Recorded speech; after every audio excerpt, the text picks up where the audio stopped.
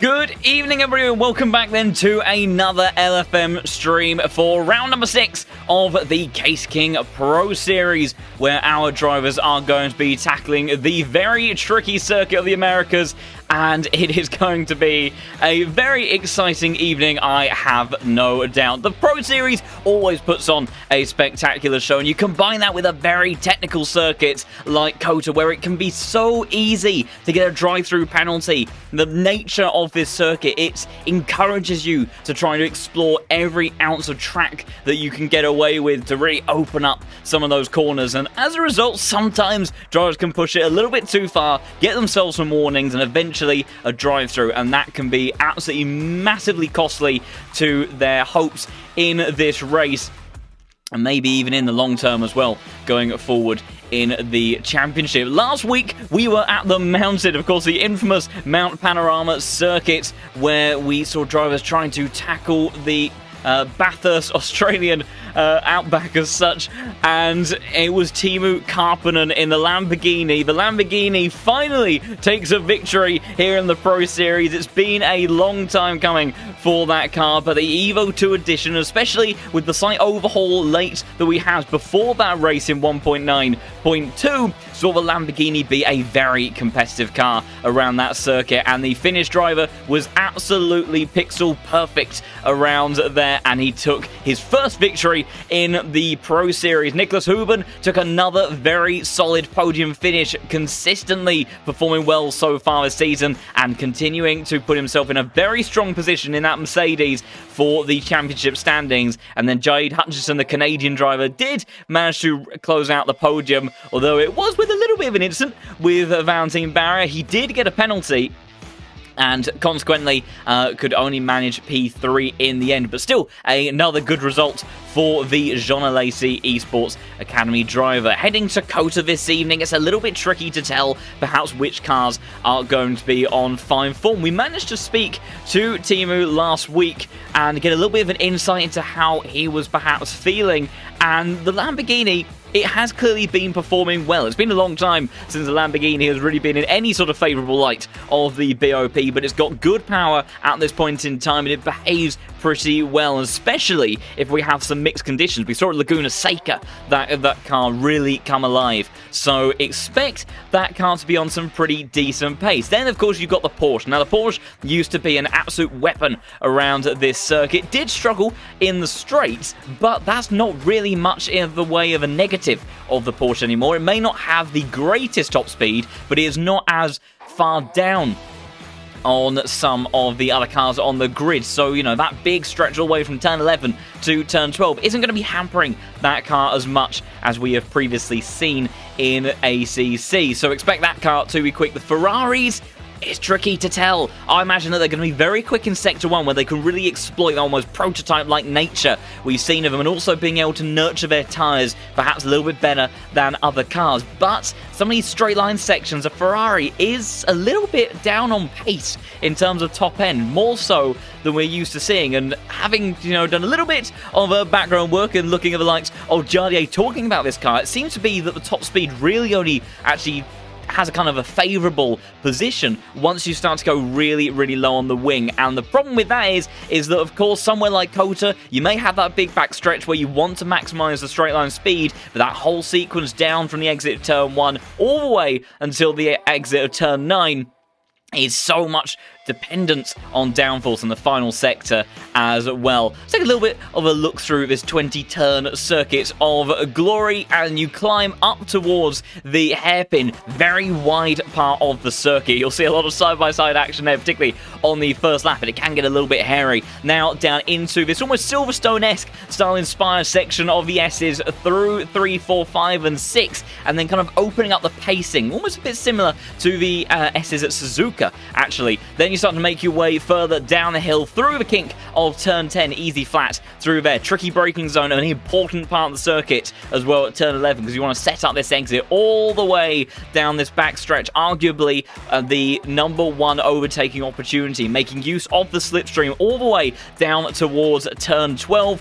through this 90-degree left-hander, and then a little bit of a Mickey Mouse section here. It's quite an awkward one for these GT3 cars, and then blasting your way through this triple right-hander, very much the reverse of that quadruple apex corner at Turkey, and then through 19 and 20 to round out the lap. So a very technical circuit, like I say, very easy to put a foot wrong and have it all fall apart for these drivers. Of course, we have some of the best in the business in the top split of the Pro Series. So it'll be interesting to see how hard they will push each other and how hard they push their cars around here, because tyre wear is also likely to be something that they need to keep an eye on, because you have all of those high loads through those corners. They don't really get a sense of relief up until you make your way down the back straight. So there's going to be a lot of strain on these cars today, and that may be a place, like I say, where the Ferrari could start to come in and be a bit of a better package. Of course, it's 90 minutes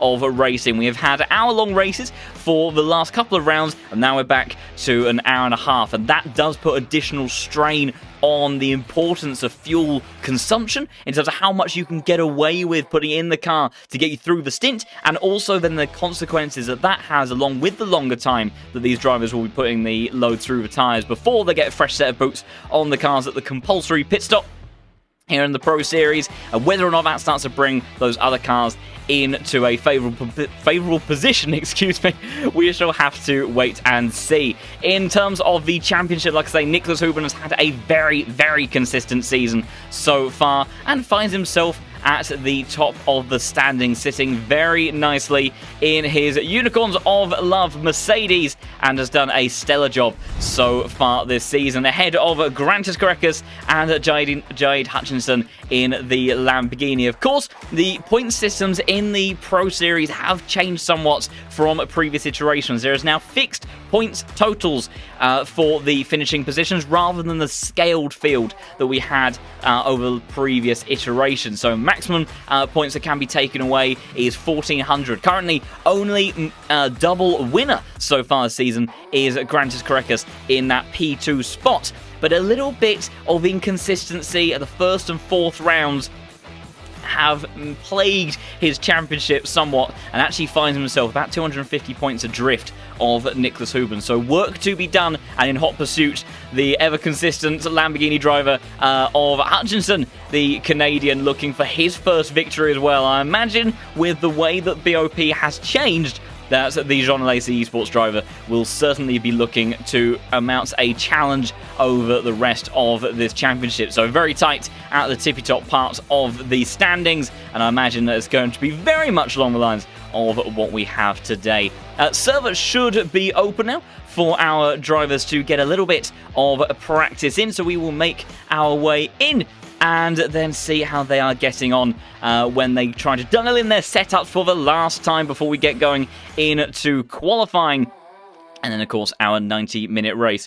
Also, just as a quick note, we are very, very close to 2,500 subscribers. And we may, if some of you are enjoying the stream tonight and enjoy what we end up witnessing from these drivers this evening, do consider hitting that subscribe button and supporting the channel. It's amazing to see it grow over the last few months on this fantastic journey, and to have each and every single one of you to join us along the way. So to have a bit of a look at that, and we may even be able to make it past that milestone on the stream tonight.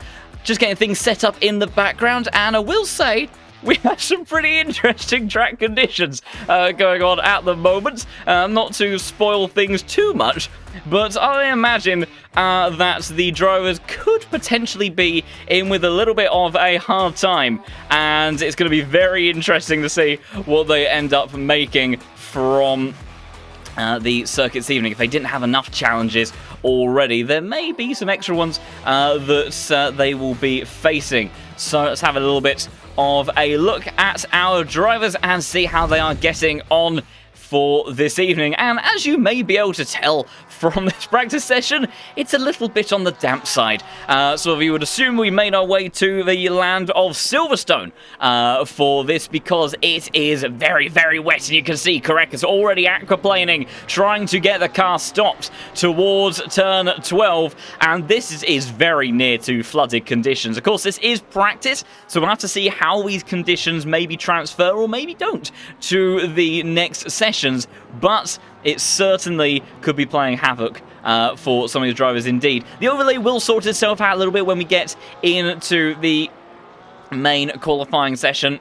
And we get a few more times on the board, but you can see just the lack of grip that right now that 992 car is trying to work with. And I'll tell you what, Korekis, he's a pretty good benchmark, of course, has finished very high over the last couple of seasons in this championship. And let's see how he is getting on in these conditions. Go on board with the man that sits P2 in the standings. A look at the amount of surface water that he is having to deal with. Porsche, it is pretty good around this circuit, but it is a very tricky one to extract pace from at the best of times, let alone when you've got to worry about aquaplaning as well. Up towards the climb, towards turn 1, blind on the entry, and then there the apex appears. Got to be patient here, especially in these wet conditions. Squeeze the power on slowly. Doesn't even use the entire circuit width there. That's because he's trying to get to that left-hand side as quick as he can. Open up turn 2, which usually would be easy flat. Not in these conditions. And you see the amount of steering input he's having to force through this Veloce Esports Porsche. Takes turn 3, 4, and now patiently trying to make his way towards 5. This is almost in keeping with his teammate, Maciej Malinowski, who has a very, very stabby-like driving style in the dry. Korekis generally a little bit smoother, but not in this case tonight. He is absolutely hustling this car because there is just nothing in the way of grip. Got to be careful as well. You can see back end of the car gives way when you try to put the power down on the painted stuff.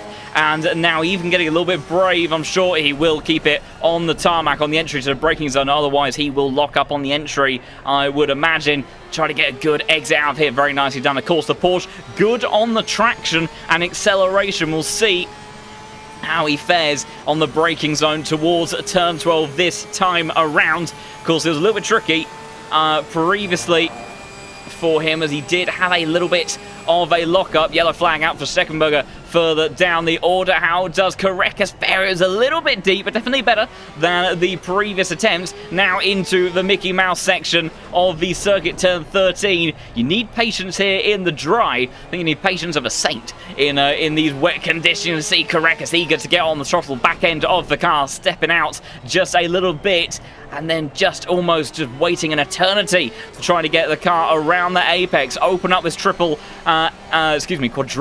apex right-hander, and he misses the first one a little bit, clips the next couple, and then he stays tucked in for the third. Lets it run into the middle of the circuit before coming back over to the right-hand side, and then big oversteer moment on the entry. Lift-off oversteer, of course, very prevalent in the Porsche at the best of times, and then trying to get himself straightened up into the final corner. Got a little bit loose on the exit of turn 19. Patience here, and trying to get the power down. See, drags its way out onto the runoff on the exit there.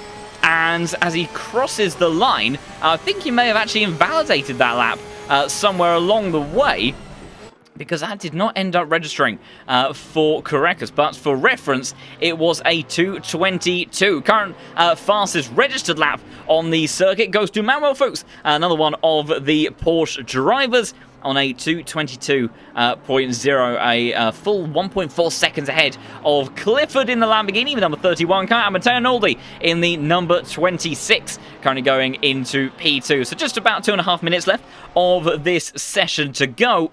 And then we'll have to see if these conditions are going to transfer over by the time they get into the qualifying session. If it does, what a time these drivers are going to be in for.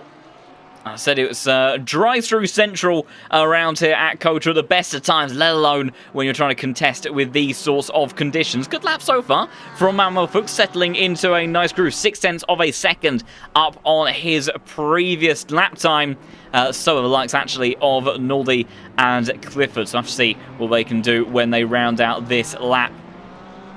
Just also having a little bit of a look at the chat. I'll be 100% honest to Luke there. I don't know. However, I am certain that someone will answer you in the Discord if you put a question over in there. And many knowledgeable people on when that will be about, or possibly even if one of the moderators is lurking around in the chat this evening, perhaps they can help you out with that one. But I'm afraid I don't know off the top of my head. I've got quite the time ahead of me, looking for 90 minutes of action with these guys potentially in borderline flooded conditions. Bambo Fuchs rounding out the lap into the final turn now. Maintained, going purple almost throughout the entire lap. Walsingham going up to the top of the timing sheets in that Ferrari, and the Porsche does eclipse that one to a 221.0, but already big improvements for other cars behind, and one of them being this man, of course, Jardier, who I understand is actually fighting a bit of a migraine this evening, so hopefully he will be feeling a little bit better in the near future, and I'm sure that he'll be wanting this circuit to go dry conditions, as it's tricky enough to wield a Porsche in the top splits of the Case King Pro Series at the best of times, let alone when you have conditions like this. Although saying that, not affecting him too much at the moment, going purple on his current lap. Korekas, his teammate at Veloce, as Jardier also goes a little bit deep into the braking zone of turn 12. Korekas was top in the timesheets, not to be outdone though by Matteo Nordi in the number 26 Aston Martin. Expect the Aston Martins and the Ferraris, also the BMWs perhaps a little bit as well, to get into a bit of greater contention if we do have these wet conditions, because each of those cars very stable, very predictable, and that's a massive element about being able to extract pace in these sorts of conditions, especially when you have to do it for a longer duration as well. You can see Jardier really fighting with the back of the car. He tends to run a fairly pointy car overall. Nicholas Huben, big lap time from him in the Mercedes. Not a car that I would have inherently expected to be at top of the timing sheets in these sorts of conditions. 220.3. Jardier, I don't think is going to get anywhere near that. Half second adrift. Does make it into 220s and is purple in the first sector. But that is a mighty time from Nicholas Huben in the Unicorns of Love Mercedes, and the current championship leader definitely not hanging about in this practice session. And it'd be very interesting to see, what these drivers perhaps have done in terms of their final bits of practice. Are they trying to get their cars dialed in for qualifying, maybe anticipating that these conditions may directly transfer over, or are they looking to try to just refine little elements here and there for their race setup? Because, of course, qualifying, very important, almost most importantly, just to stay out of trouble. They do have a bit more time on the clock, though, for today's race, so qualifying position has a big slide for Komazayuk in that Aston Martin, even the most stable of cars, letting the back end drift out a little bit. And the race pace becomes all that more important as the duration increases. So your qualifying position isn't the be-all and end-all. And you see drivers actually also wisely doing a little bit of practice with the pit lane entry as well before we head over into the qualifying session. I'll tell you what, who is that in the Ferrari just behind Jacob Shaber? I'm just trying to see who that might be, because I'd love to get an onboard to see if we can capture what the spray is like. And can't quite say. There we go. It is Matty DeCampo. And it's a little bit of a wide moment for the Porsche head, and we won't get much more footage than that, unfortunately. But we will be going over to qualifying now and seeing exactly how our drivers get on. Who is going to make it out on circuit first? You can see a few names heading out there. Looks like it is Matteo Nordi, who actually has been jumped by your championship leader, Nicholas Huben, in the Unicorns of Love Mercedes. The number 5 car has had a very, very good season so far. He has, I don't believe, has he even finished off the podium?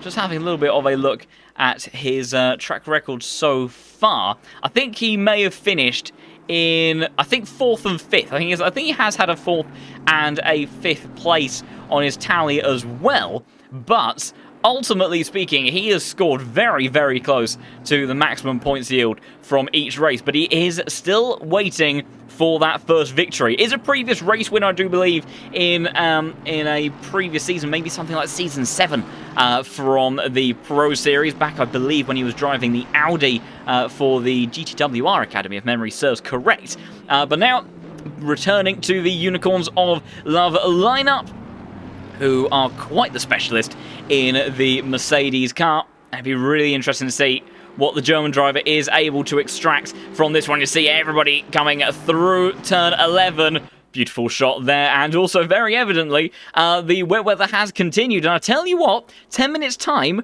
the rain is increasing. Now, what that means is that these drivers, they need to get their laps in quick. And these early laps are very likely to decide the running order. And we've seen this happen before. Marco Jonkers was a big example of that, I think back in Season 8, when he was in the 991 version of the Porsche. We were at Watkins Glen, and there were some very tricky conditions where I believe we may have even started in the dry, and within the space of just a few minutes, the track started to get wet. Jonkers was one of, if not the first driver out on circuit. He nailed the lap, he got a lap in, and he got it in before other drivers were able to maximise the track grip for their qualifying session, and then at that point, his lap just became absolutely untouchable. Didn't manage to convert it into a race victory, but it is moments like that, opportunistic elements in the qualifying session, where you can really do something special. And we've also seen that time and time again in real motorsport as well. I think recent examples being the likes of Kevin Magnussen, who has made some wonders happen there, as everyone backing up in the penultimate couple of corners. But Nicholas Huben getting underway with his lap. We will head on board with the Mercedes driver, the V8 roaring away under the bonnet, and then gets a little bit squirrely on the AstroTurf on the outside, and then clipping these apex. I'll tell you what, though, you can see just in the characteristics of the car, nowhere near the level of snappiness that we saw in the 992 Porsche from Grantis Carreras. It just seems a lot more composed. A little bit of a kick of oversteer there, but just seems to generally be a very nicely settled car. And I'll tell you what, as well as predictability, consistency in trying to nail these laps in qualifying as well, that could be pivotal in terms of tyre wear, because, you know, when you're in a car that is really letting go of traction quite often, even if you are getting through the corner on a pretty nice trajectory overall, if you're subjecting those front tyres to a lot of aggressive movements, as I think Soltsev is in the 35 car, has actually had a spin at turn 1, has already gone back to the pit lane. But yeah, if you're playing around with the steering constantly throughout the lap, there is a lot of scrubbing taking place on those front tyres, and particularly with update 1.9, that level of distortion being applied across the tyre, that is going to have some major impact in terms of the temperature you're generating, and also the consequential tyre wear. And these drivers, they have to be very, very aware of the temperatures that they put through these tyres. You heard a little bit of an early upshift there, came out of the left-hander in second gear and almost, just tiptoeing his way through again. Early upshift to fourth, doesn't want to let the back of the car let loose. I'll tell you what, this V8, it has enough grunt from the engine to really allow you to use the torque to drive out some of these corners. Whereas cars, particularly some of those turbocharged ones as well, they aren't going to be struggling to achieve that. Nicholas Huben, what is his first effort then in the Unicorns Love Mercedes? 217.6. I do think the track is a little bit drier in relative terms than it was in the practice session. Walsingham, purple in the third sector, said that was where that Ferrari was likely going to be quick. He's only a quarter of a second behind. Naldi in P3, Jonathan Clifford up to P4 as everybody starts to complete some of their laps. Where is some of the big names of Carreras in the order at the moment? Just trying to find him on my timing sheet. Where has Grantis Carreras gone to?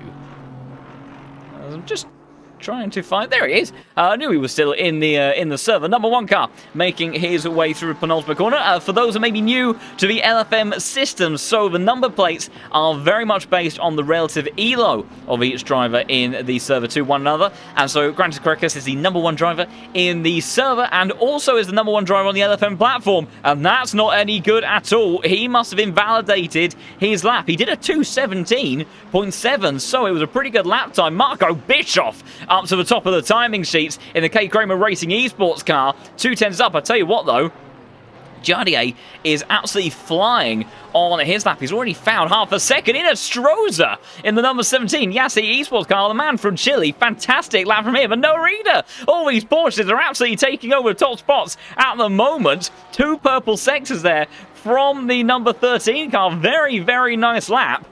And I'll tell you what, these drivers, they may only get a couple of good attempts in, because once the rain starts to increase, the track is only going to end up getting slower. But Noah Reader, fantastic time. The only man in the 2:16s. Oh, and he got a bit of a wiggle there. And he's going to go back to the pits, get a fresh set of boots on these... on the car, and try to see what he can do. But I tell you what, it might not have been the most profitable way to go about that. See, a little bit of traffic for Jardier. Getting out of the way, though, is the BMW.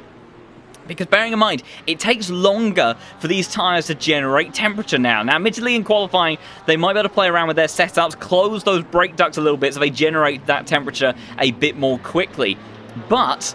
you know, with that rain on the way, as we see yellow flag out for the number 23 car, Samuel Ratz, who's just gone back to the pits. You know, it is going to take time for these tyres to generate temperature again. If you've got a limited amount of time to get your laps in, you really don't want to be doing that. Oh, and Jardier almost got a face full of one of the other Porsches. Managed to negotiate his way around. And I'll tell you what, this is a big lap time from the number 2 driver. It's going to be very close to try to see if he can topple Noah Ida's efforts. Manuel Fuchs has gone up to P3. Jardier trying to go for pole. It's not quite there by half a tenth. And will that be the best he can do? The rain is no longer changing, so this is the peak amount of rain it looks like we're going to see. And I'll tell you what, Marco Bischoff is not hanging around. He knows the pressure. He's very experienced at putting this car on pole. He's had a little bit of a tricky season so far in the number 3 car, 2-time Pro Series champion. But I tell you what, he is looking like he is about to put a stellar lap time together down towards the start-finish line, and it is a 2:16.7. Takes another 1.5 tenths away from his teammates. So it's a K. Kramer Racing Esports 1-2 at the moment. What about the likes of Jade Hutchinson down in P15? He's found 3 tenths alone, 4 tenths, excuse me, in the opening sector. He's barely even closed out that. So maybe some lap time from the Lamborghini to be found as well. Nico Penman in the BMW. He's just making his way down to the hairpin. He's found about half a second on his lap. What about Huben? Whereabouts is he? He's found half a second. He's in the opening sector. And that was in a Stroza that just got up to the top of turn 1 and then immediately went back to the pits. You see a little bit of kangarooing around for the number 17 car there. The Porsche suspension physics a little bit questionable in the pit lane. Do have a tendency. We're trying to catch it actually a bit later on in this session. They do have a tendency to really bounce their way around when they leave the pits and get dropped to the floor, but a lot more settles once they get going. Hutchinson continuing to be very, very quick. Let's go on board with the Lamborghini. Makes a glorious noise with the V10 in the back of his car. Like I say, we saw the Evo 2 be very, very good at Laguna Seca. Can the Canadian driver, recent recruitment to Jean Alesi Esports, an ever-growing team, see a bit more feisty than Huben was in his Mercedes? Not quite as planted, but I tell you what, it's a big lap time that is developing from the number 4 car. Is definitely going to be in the 17s. If he can round out the lap, he's continuing to gain time. He may even be able to break into the 16s if he puts it all together. Rounding out the final corner now. It's a good exit through turn 20. What's it going to be for Hutchinson? And it's good enough for P4 for the number 4 car. And he slots himself just behind the trio of Porsches in the form of Bischoff, Ida, and Mr. Honzik. But Bischoff trying to improve once more. He's found a couple of tenths on this lap. So I think the amounts of cars out on circuit at the moment offsetting the heavier rain. And as a result, goes to a 215 would have been quite remarkable. 216.5. I'll tell you what, though, Noarida is barely through the first part of the lap, and he has already found 0.3 of a second, so big lap time developing from him. Yellow flag for the number 6 car, so I think he's going to be backing out of that lap. Nicholas Huben in the early stages of his lap as well. He's found a few tenths. Whereabouts we have other cars. Walsingham, middle part of the lap. But Sasha Vassen's found 2 tenths in the first couple of corners alone. Sean Tempest going into turn 12. We've got Meinecker in the number 33 car in 23rd position. Michael Frey, the Swiss driver, he's found a second. So I could really see him jump up the order into the top 20. As number 35 car, Solstev in the pits. So he seems to have backed out of that lap. I'll tell you what, Noah Reeder has lost lap time, but this man has not. 0.3 up for Marco Bischoff, looking very good in the Porsche. I'll tell you what, Manuel Fuchs as well hasn't had the easiest of seasons so far in that number 21 car, but I tell you what, he is really finding some good pace. Half a second up. That could seriously see him challenge towards the front end of the grid. Already sitting in P6, so great stuff there from the Porsche driver as Huben entering the closing stages of the lap, and it's a big amount of time gained from the championship leader, over a second from the Unicorns of Love Mercedes. Walsingham just jumped up the order in the Visual Esports Ferrari, so the Ferrari starting to find a little bit of pace in these wet conditions. What about the Mercedes? What can he do?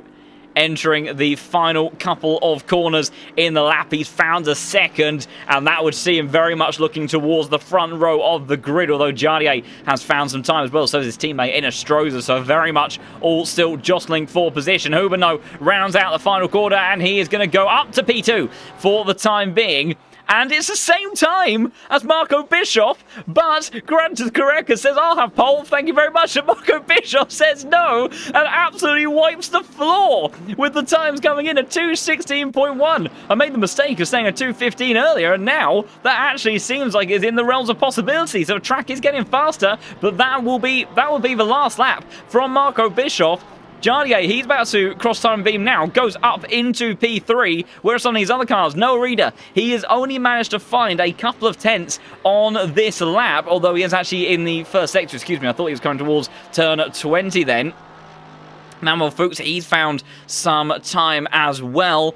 Walsingham, 0.3 in a Stroza, 0.8 of a second up as he was going through that long right-hander Yassi Esports driver. Saw him have pretty good pace towards, I think it was at Laguna Seca, and he was at the pointier end of the grid. I think had a bit of misfortune in that one. Bit of a Gran Turismo specialist, but he is an absolute weapon on ACC as well. And he goes up to the front row for Yassi Esports, and he will carry on for another lap. And Bischoff now, this is almost Sebastian Vettel-esque. He just has to sit back and wait and pray that no one else is going to be able to topple the K. Kramer Racing Esports car. And I tell you what, there is a lot of drivers that are going quickly. We'll try to catch each and every single one of them as they make their way towards the line. Less than a minute of qualifying left to go, and some cars will still manage to get a time in. Walsingham is on an absolute blinder at the moment. This will see him, I think, jump up to the front row of the grid in the Ferrari, and he does. There's sort of teleported, I think, in front of him in the Lamborghini, but great lap there from Walsingham, only 400ths behind the number 3 Porsche. And I'll tell you what, they're going to be looking a little bit worried. I think Jardier is making his way through the closing stages of his lap, coming into the final few sequences. Let's see, as Walsingham's found a couple of tenths. He's going purple by a big margin in the early stages of this lap.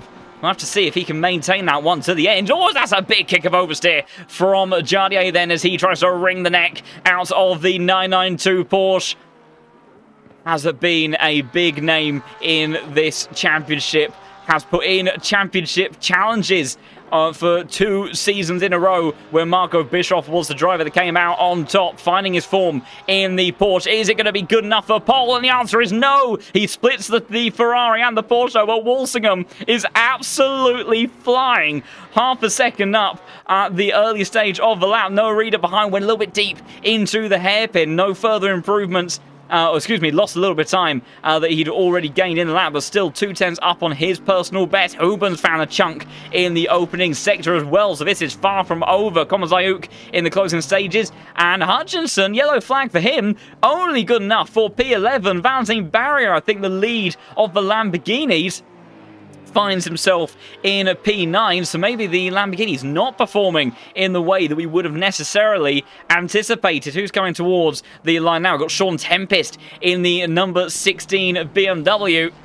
for Couch Potato Racing. Very nice name there, although he's not driving like a couch potato, as someone just pulls over to the side in front.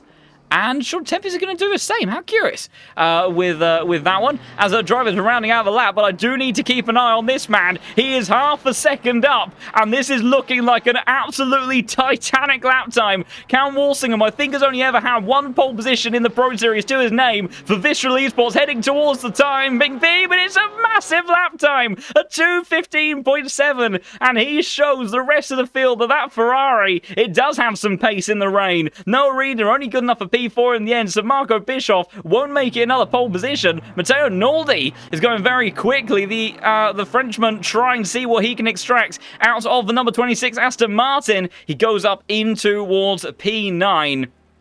But what a fantastic qualifying session that was. And Aidan Walsingham, take a bow. Tricky conditions for these drivers to contend with. Oh, and I tell you what, we'll have a run through the starting grid in just a second, but we have a very, very exciting race ahead of us. I can tell you that. My goodness, though.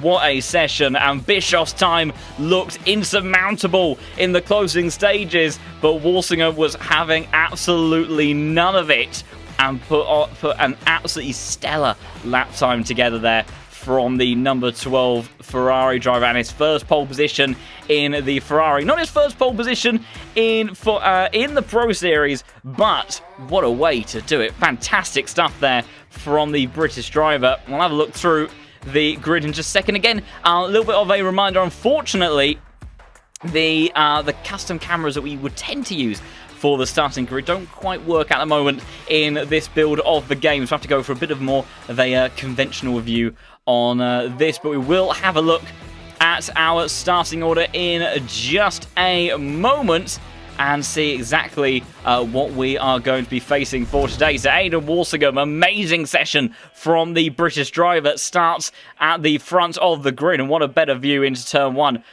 He has absolutely nailed it there. Marco Bischoff starts on the front row, almost taking pole position with that fantastic lap, but was toppled at the end. Jardier, considering the migraine that he is facing at the moment, these tricky conditions as he continues to learn the Porsche, very good session from the number 2 man in the server. Noah Reader takes P4 in qualifying, with Angel and Strozov next of the Yas Heat Veloce style lineup. Starts inside the top 5. Good stuff from him. Grantis Korekas, man P2 in the standings, starts just up ahead of your championship leader, Nicholas Huben, for the Unicorns of Love Mercedes team. And then Manuel Fuchs, the number 21 car. Fantastic qualifying session from him to start firmly inside the top 10. Late effort from Matteo Noldi and the Aston Martin that was gaining some pace throughout that session. And then rounding out the top 10, Valentin Barrier, the Frenchman, the first of the Lamborghinis. And a good effort from him. Looks like a Lamborghini maybe struggling compared to it was the car to have when we were at Bathurst. But for COTA, maybe not quite so much. Komazayuk, the next of the Aston, starts in P11 with Hutchinson, the Canadian, and P3 in the standings. He'll be looking for another one of his rather renowned fantastic drives through the field. See if he can recover some positions there. Sammy Fock starts P13 with Sasha Vassner starting in P14, the next of the Mercedes, with Axel Ramanet, the Frenchman, closing out the top 15. Then we have Michael Frey, the Swiss driver. Good stuff from him as well. Number 28 car. Remember, you see a big difference between the number plate and the position. And as long as it is a certain way around, usually very reflective of a fantastic qualifying session from that driver. Same goes for Jonathan Clifford in 17th position. The American extracting good pace there from the Lamborghini. Nico Pennon starts in P18 with Mattia De Campo in the number 8 car. Starts in P19, and rounding out the top 20 is Jacob Schaber for the number 32 Porsche. Thomas Morant starts in 21st position for the Belgian driver, ahead of the number 33 car of Max Meinecker in the German. Another one of the many Porsches of this field, with Oliver Ferris in the number 25 car. Another one of the Ferraris. Had a little bit of trouble, I think, in that car when we were at Bathurst. And then Adrian in the number 24 car starts in 24th position, with Sean Tempest rounding out the top 25. Big list of drivers in the server this evening. Fabio Steyer in the number 22 car starts in 26th position. Jan Drexler next up on the list, and next of the BMW starts in 27th position. A bit of an interesting one here. Lewis Hamilton in the Mercedes starts in 28th position on the grid. Not verified on that front. Lloyd's Radio, number 7 car, all the way down in 29th position, so a little bit out of position there for the Frenchman, as Rolf Radix, the Dutch driver, starts in the top 30. Schneckenberger, the next of the Mercedes, starts in 31st position, and then following him is Simon de Mori, the Austrian driver. I think that's the Austrian flag, if memory serves correctly. Starts in 32nd. Samuel Ratz, we saw him have a little bit of trouble in qualifying. He starts in 33rd position. Solsev as well, another driver who had a couple of issues at points in that session. He starts in 34th. And then Kirill Antonov rounds out the grid in 35th position. And with the weather that we very evidently have on the server for this evening's race, it is going to be such an interesting one, because look at that. It may be raining at the moment, but 30 minutes time, it's going to be dry.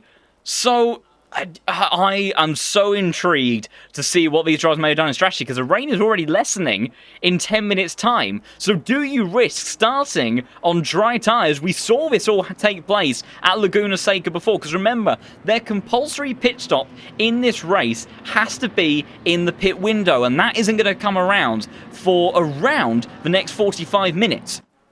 So these drivers, if they do start on the dry tyres, they have a long way to go. But do you really want to be on those wet tyres?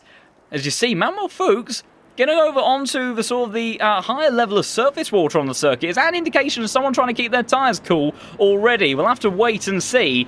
But this is going to be such an interesting aspect of the race. There is, you can tell the differences between the tyres. If memory serves correct, black sidewall tyres are the wets, and then if you see the Pirelli logos on the side, then they are on the dries.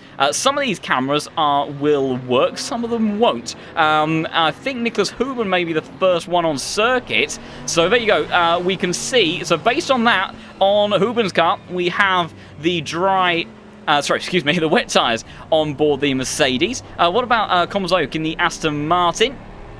Wet tyres again. In actual fact, you can see a little bit of the tread there as well. Like I say, unfortunately, this custom camera doesn't work for the new car, so we can't have a look at any of the Lamborghinis, Ferraris, or Porsches in the field.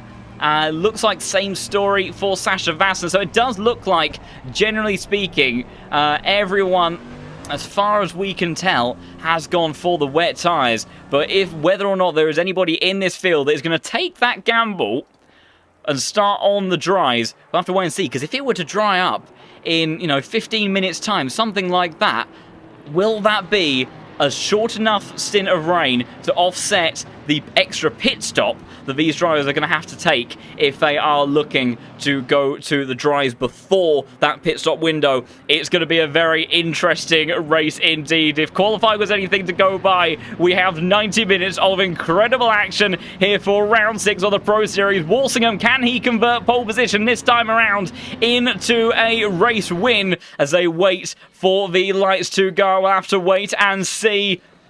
Tension building for these drivers. They want to have a good reaction out here. Porsche's going to be quick off the line then as they approach the lights. Then it's going to be underway. Green lights away. Looks like a pretty even start from drivers out the front and the back. We're going to have to go to the helicam, I think, to try to keep up with everything going on. Bischoff trying to challenge around the outside. Walsingham take him all the way to the outside of the circuit. But the K Kramer Racing esports driver, he's there. He's got the traction down. And Marco Bischoff leads in the opening lap of this race. And Walsingham desperately trying to fight it as they head in towards the S's. But it gets a little bit offline, though. He's got to be careful. And Marco Bischoff, dream stuff here. No Reader applying the pressure as well to Jardier as they wind their way through the S's then. So it is Bischoff, Walsingham, Jardier, No Reader, big kick of oversteer from him. Correca says thank you very much, sends one on the inside and it goes up into P4. Inestrosa and contact. Inestrosa sent onto the outskirts of the circuit there, just about manages to keep it all together. No Reader kept it facing the right way as well. Oh, there's contact. Oh, that's a big hit. That's Sasha Vassner that's been sent off the circuit in the Mercedes. And I'm sure the stewards are going to have something to be saying about that as they're all getting very busy on the run towards the hairpin. Almost 3 wide. It is 3 wide. Samir Fock on the outside. And that's Ramone and Michael Frey on the inside as well. But they get through there. Okay, but what's taking place at the point of the grid? Oh, there's yellow flag in the background. That's a big incident over at the tail end of the grid. Oliver Ferres has been sent around. Matty DeCampo recovering as well. As Drexler going side by side with Simon Tamori, Ferrari in hot pursuit. Excuse me, actually, that is the number 29 of Lewis Hamilton. And is there any damage on the front end of that car? Doesn't look like it, but who has that been sent around? Nico Pendon has gone around at the end of turn 12 then as they all make their way past. It's absolutely chaos in the beginning of this race. Hutchinson, I think Hutchinson had an incident as well. Disaster for the Canadian, and he has. He's off on the exit of turn 12 then, and that is big implications potentially for the championship. Of course, these drivers, they do have 2 drop scores during the season, but consistency is key. That's what's got Huben into the position he is in. And right now, Bischoff, after making that decisive move on the exit turn 1, it was beautiful, but Walsingham is in hot pursuit. So is Jardier and Correcas in the early stages of this race. Is the pace going to be in favour of the Porsche? A little bit squeezing there between Manuel Fuchs and No Reader. Manuel Fuchs having to jump over the grass as he rejoins the track. Then I'll tell you what, Huben is going to have a little bit of a look at the number 21 car, trying to go around the outside. That's going to be brave. In towards the braking zone they go. No Reader has all this dancing around in his rearview mirrors, and the Unicorns love Mercedes towards the outside of the circuit. Valentine Barrier trying to capitalise and go around the outside of him, but he can't get it done. And the Mercedes driver does stay in P7 for the time being. A little bit of swapping around further down the order. That's side-by-side action between Ferris and Radix as well, I believe. That is Matty DeCampo trying to get involved as well. And that's a fantastic move through turn 2 there, using all of the downforce, all the grip on board the 296, and makes his way up into 29th position. Cars already somewhat starting to spread out. Rain lingering for at least the next 10 minutes or so, but it will be lessening. And who has got their pressures right? Who has done the strategy correctly? Also, just looking at the track map, I'm trying to see out whether or not there's any cars that we can tell, as a Pendant, I think, has just made a position past Samuel Ratz. We'll have to wait until perhaps the lap times look to settle, because it's difficult to see who's out of position because of instance and who's out of position because whether or not anyone has gambled for the dry tyres. Tempest and Drexler, the 2 Beamers with the Mercedes of Hamilton. Swapping around is also Nicholas Huben, but he's got deep, and Manuel Fuchs immediately responding and takes P6 back. And Manuel Fuchs has come here today to play. Fantastic driving there from the Porsche. What about the BMWs and the Mercedes? How do they fare going in towards turn 12? And they stay as they were. The BMWs very quick in a straight line. As we well know, Matteo Naldi sending one up the inside of Valentine Barrier then will go on board the front splitter of Comas Ayuk, who's getting a fantastic view of these two who are sending each other offline. And Valentine Barrier in P8 then and holds on to that position for the time being, but he will have the Frenchman still applying the pressure. The two Beamers we were looking at a moment ago, side by side, through the next couple of corners. We'll go on board with Hamilton then as he goes in towards the penultimate turn, and it is Drexler that comes out on top of that one. Got to be careful not to go out too far wide. Number 29 car looking for a move down the inside, decides to hold back for the time being.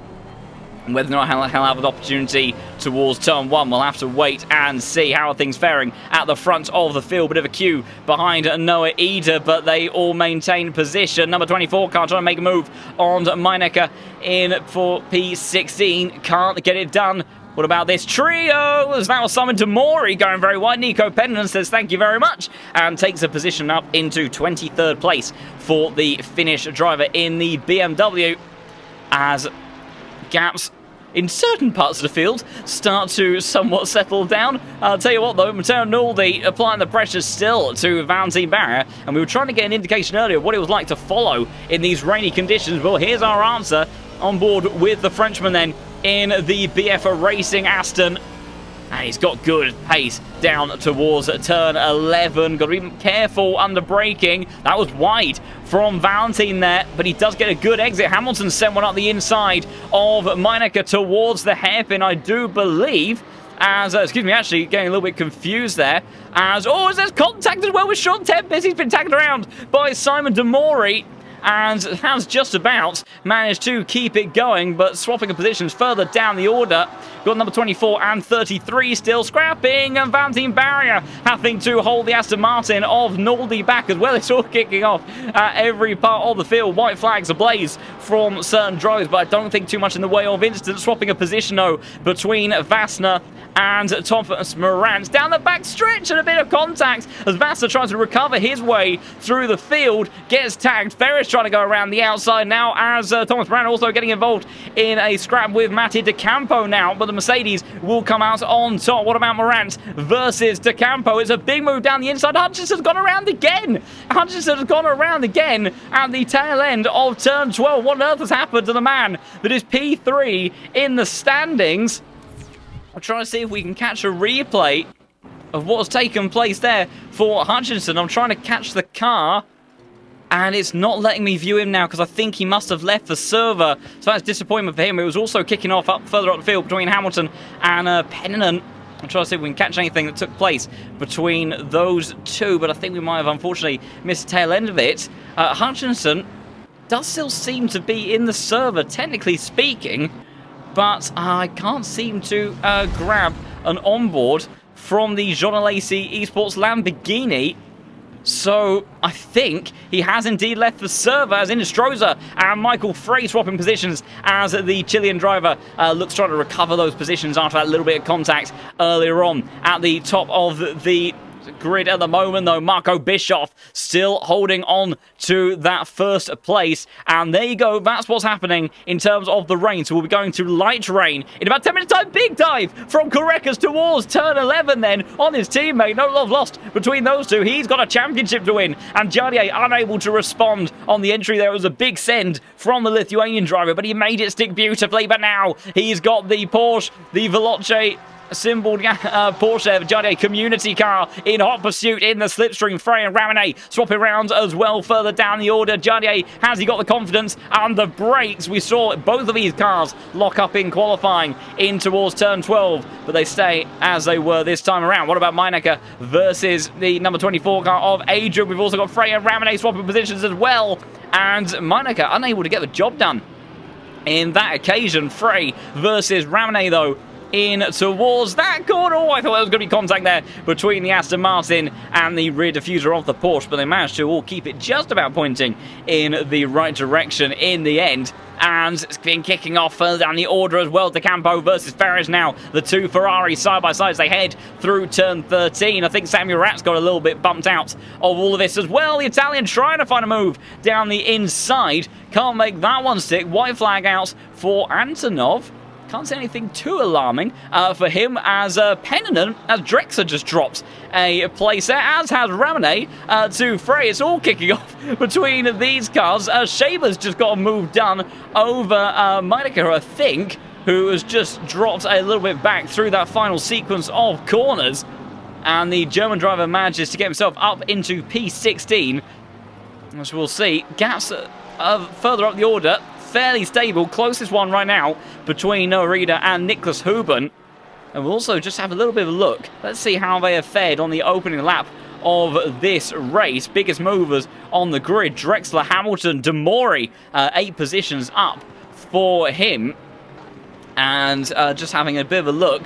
So Demori then in the number 34 Ferrari. Great start from him. Finds himself in 24th position at the moment. And is your biggest mover in the field. And then with Drexler and Hamilton right now tying on places gained on a 6 apiece between those two. Huben last time around did the fastest lap of the race, a 2:15 dead to the thousandths. And you see the track has actually got faster than what we had in qualifying as that rain is easing off. I tell you what, someone's not easing off though, is Grantas Correcas. He's already reeled in the Ferrari of Walsingham and he's trying to apply the pressure. Down the inside he goes. Walsingham, I think, has got very deep on the brakes there, and he may in actual fact have to worry about losing P3 now to Jardier, who's thinking about one on the inside. What a late move towards that inside line from the Visual Esports driver, and pole position right now not looking like it's going to be a maiden victory in the Pro Series from the 296 driver, as now he just tries to hold onto a podium. It's all kicking off once again, side-by-side action between some of the Porsches. Then Pendon trying to send one out the inside. That was getting close between himself and Meinecke. Jonathan Clifford as well gaining a position over Drexler. Hamilton has dropped a couple of positions in that as well. We'll see if we can catch what happened there. And I think that may have actually happened at turn 12. So unfortunately, losing a little bit of the footage there. But I'll tell you what, he's got the pressure surmounting from Vastner, who is recovering his way up the order after being sent off with a heavy touch from Inestrosa on the opening part of this race. We will actually have a bit of a gander at a convenient moment towards the stewards' inquiries. I imagine they may have had a few already. And let's have a look. So there are certain parts under investigation. Just trying to judge. Has it actually been sent to the server? It has. So number 32 car will get a 10-second time penalty, as that is Pendon, who has just made up a move over Meinecke in towards turn 1 there. So the BMW, good straight line speed, has got the job done over the Porsche, who then... I was so distracted looking at the deltas, I think I may need to take another look at that one, although I don't think I'm going to get the opportunity, because the overlap of Dream from the Finnish driver cuts back, sends one on the inside, and then Pennanen, excuse me, it was Steyer versus Pennanen there. Incredible move from the BMW driver, fantastic stuff. It was also kicking off a moment ago between Inestrosa, Naldi and Samir Fock as well in the battle for P10. So what was happening here? Between these two, as we enter the part of the circuit where we saw Inestrosa getting it all wrong. Oh, there we go. It was Naldi that had some sort of issue and ended up slowing up in the process and allowed both the Ferrari and the Porsche to make their way by. And I'll tell you what, Inestrosa's not hanging about either, because I do believe he has just made up the move over Samir Fock for P10, and he has, using that better straight line speed of the Porsche and not particularly the strong suit of the Ferrari either. And he has got himself up into the top 10. Look at that, though. In 10 minutes' time, we will have no more rain. Now, it doesn't mean we'll have a dry circuit, but it does mean that no more rain will be coming down, and these drivers may have to start considering their strategy very carefully. Samuel Ratz, I think, may have had a moment towards turn 12 and has dropped a position, as well as the two Ferraris of De Campo and Ferris continuing to fight on. Grantas Correcas, though, in a league of his own. Last lap, 2:13.8. He is 0.7 of a second faster than Marco Bischoff. He is absolutely flying. So, whatever he has done in terms of his setup, in terms of either get those pressures in the right window, whether it be brake duct or just something in terms of balance of the setup. Right now, the Vloce Esports driver trying to see if he can make it a third win of the season, as Jardier continues to apply the pressure to the Visual Esports Ferrari of Walsingham. just around now what we were talking about before. It all kicked off once again in the opening sector. So the number 32 car did get a penalty as Simon Demori, after that great start, has gone very deep at turn 1, and he's dropped 3 positions in the process to Tempest, Hamilton and Vassner, who all say thank you very much. And unfortunately, Simon Demori's charge through the field, while certainly not over, has taken a little bit of a blow as a result of that mistake. Speaking of which, number 26 of Matteo Naldi trying to make up for his error earlier, as Inestrosa already onto the back of the Aston Martin of Komazayuk, a little bit further ahead, so potentially a couple of moves about to take place towards turn 12. Is Jardier going to be one of them in the number 2 Porsche? He's hunting around, he's looking towards that inside line. He does like to try to fake the overtake and force the driver into a mistake, and that's exactly what he's done. He's read him like a book there towards the outside line now. We've got Noah Reeder and Nicholas Huben in hot pursuit. Jardier trying to go all the way around the outside. Walsingham isn't going to make it easy for the Czech driver. Does he think about launching an attack towards the inside? And he has got a nose there! And he's been given the room. It's respected from the Ferrari driver. But I'll tell you what, it's all kicking off, and I'm going to have to go for an onboard of Huben, because look at this, almost 3 abreast as they head in towards that very long right-hander. Naldi and Fox swapping around, so the Aston Martin driver has got it done. Nicholas Huben, he has a championship to think about here, but he's also got to be fully aware that Korekas right now is challenging for the lead of this race, having again gone extremely quickly to 13.3 from the number 1 man in the server, and soon to maybe capitalise on the Mercedes' slight misfortune so far and see if he can make himself number 1 man in the standings. But Huben applying the pressure now to Noah Reeder, and towards the outside he goes. Very late braking manoeuvre. Oh, that got super close. I thought there was going to be contact there between Jardier and Noah Reeder. It's all the way around the outside for the Unicorns of the Love driver, and up into P5 he goes, and these could be crucial positions for the championship, as again the man from Germany has been consistent so far this season. Not a race winner, but he's maximising the potential out of this Mercedes everywhere he goes, and it gets himself up into a position where maybe he can challenge for P4, maybe even P3 if Jardier and Walsingham start to scrap once more. We'll try desperately to have another look at the steward's inquiries in just a second. So it's the 10-second penalty for the number 32 car. Who's that belong to? That is Jacob Shaber, and that was for causing a collision. 15-second penalty for the number 8 car. So that belongs to... I'm just having a little bit look through my overlay. I think that belongs to someone who's left the server, as Jardier versus the Ferrari once more, as Huben continuing will still use him as the cameraman, getting a fantastic view of these two in towards turn 12. Ferrari trying to hold the inside line, almost contact, and Huben's trying to take the pair of them around the outside. Surely that's not going to work. Camera angle not doing us any favours, keeping up with the action there. Komazayuk versus Inestrosa swapping around for P9 as well, as the Aston Martins come out on top in the meantime of all of that. But crucially, Jardier has made his way up into P3, and the Ferrari eventually has to relinquish a position, but I can't look back on the replay because it's all kicking off with Naldi versus Inestrosa again, all the way around the outside. The man in the Yassi Porsche trying to get it done. That turns to the inside in this long right-hander, and surely there's not the grip out there that the Aston needs, and indeed Naldi is going to have to give up that one and drop down in towards P11. Looking back though for the fight for the podium, it is Jardier, Walsingham, Huben, Ida, and Manuel Fuchs has decided to join along as well, as Naldi now sent one up the inside in return, and that's brought in Sami Fock and Rabade into all of this as well. It's kicking off absolutely everywhere you look at the moment. Huben sent one up the inside of Walsingham now towards turn 1. It's all going on towards turn 2 now. The Mercedes has got it done, and up into P4. Crucial stuff from him. Also as well, Bischoff responding to the pace of Korekas, so hasn't been able to make any further gains. Huben gaining another position, very important for the championship, and a big wiggle for Inestrosa, wide as well for Ramone towards turn 3 then, but he does keep it together, so these two will settle down for just a brief moment as Nico Pennanen absolutely glued to the gearbox of Shaber then.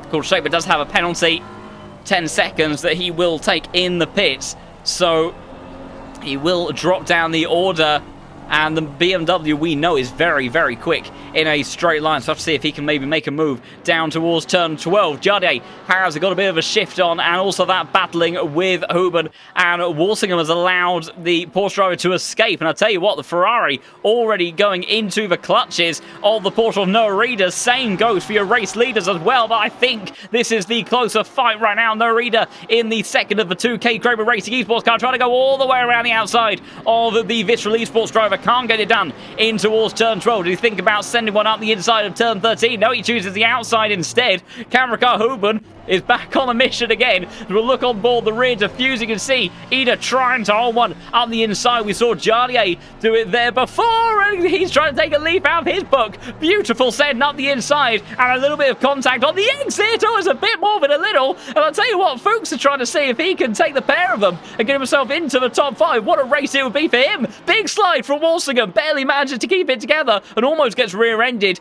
by the Porsche of Fuchs. Fountain barrier in the Lamborghini, a car that does not really have the pace today to be at the pointy end of the grid, finds himself all of a sudden maybe in a position to challenge for the top 5 in this race. What a recovery that would be from the Frenchman if he could look to do that, as they all start to make their way over to our left-hand side. They're trying to cool the tyres, because we are going into drier and drier conditions with no signs of rain on the way just yet. But one more position potentially lost for the Ferrari. And there is contact. Oh, it was a tiny, tiny touch, but it was definitely there. Thankfully, they all managed to get away with it. Walsingham still just about holding on. Pennant has got the move done on Jacob Shaver in towards the final corner by the looks of it. So good stuff from him. And now the next batch of drag races towards turn 12 is going to kick off. But this is your battle for the race lead.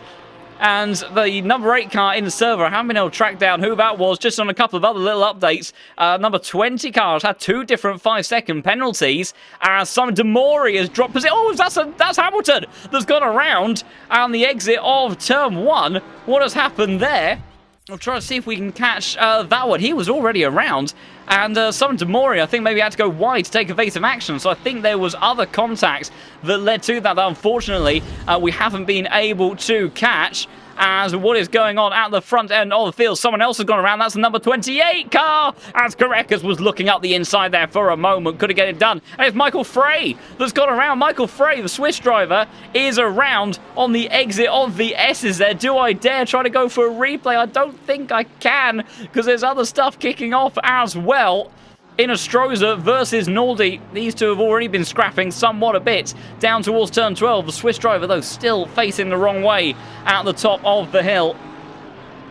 As the gap settling around 4/10 for a moment between Carreras, only driver in the 2-minute 12s at the moment. He has been on an absolute charge so far. Also, just to finish off some of those other points, number 20 car, that was Pennant, so 10 seconds worth of penalties for him. Number 24 car also has a 5-second penalty, so that belongs to Adrian in the 14th place Porsche at the moment. Number 25 also has a 5-second penalty. That belongs to Ferris. And then the number 31 has got a penalty and maybe about to get another one as well.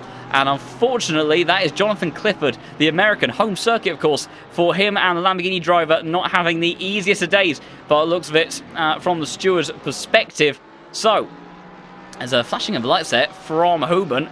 Not sure exactly what he is looking to achieve from that, but crucially, it has gaps. Noah Reader now already applying the pressure to Jardier as Carreras. Oh, was there even a little bit of contact there? And Carreras trying to go around the outside. Surely not. He's kept a nose on the inside there for the next apex. And they're still side by side. Bischoff versus Carreras. This battle has heated up out of nowhere. The electric pace from Carreras. Does he think about a move down the inside at turn 11? He does. He did it to his teammate. He's certainly going to be looking to do it to the number 3 car. We'll go on board with Bischoff as he tries to respond. There's a Vlogge Esports up ahead. And who has the better drive? Who has the better straight line speed? Side by side as they head down the back straight. It's a drag race once more. And who's going to be braver? Bischoff is a little bit slower in a straight line. And Carreras has managed to get to that inside line crucially to try and defend the position. But Bischoff is very brave. Little bit of wheel banging on the entry there. And Bischoff again trying to go around the outside like he did to take the lead from Walsingham. He's got the inside towards turn 13. indeed, and Carreras has to respect it. He's also fighting for a championship here, whereas Bischoff, he wants a victory this season. He's not hanging around. Side by side into the next corner. Amazing stuff between these two. Fantastic wheel-to-wheel racing. They're still side by side, but Carreras finally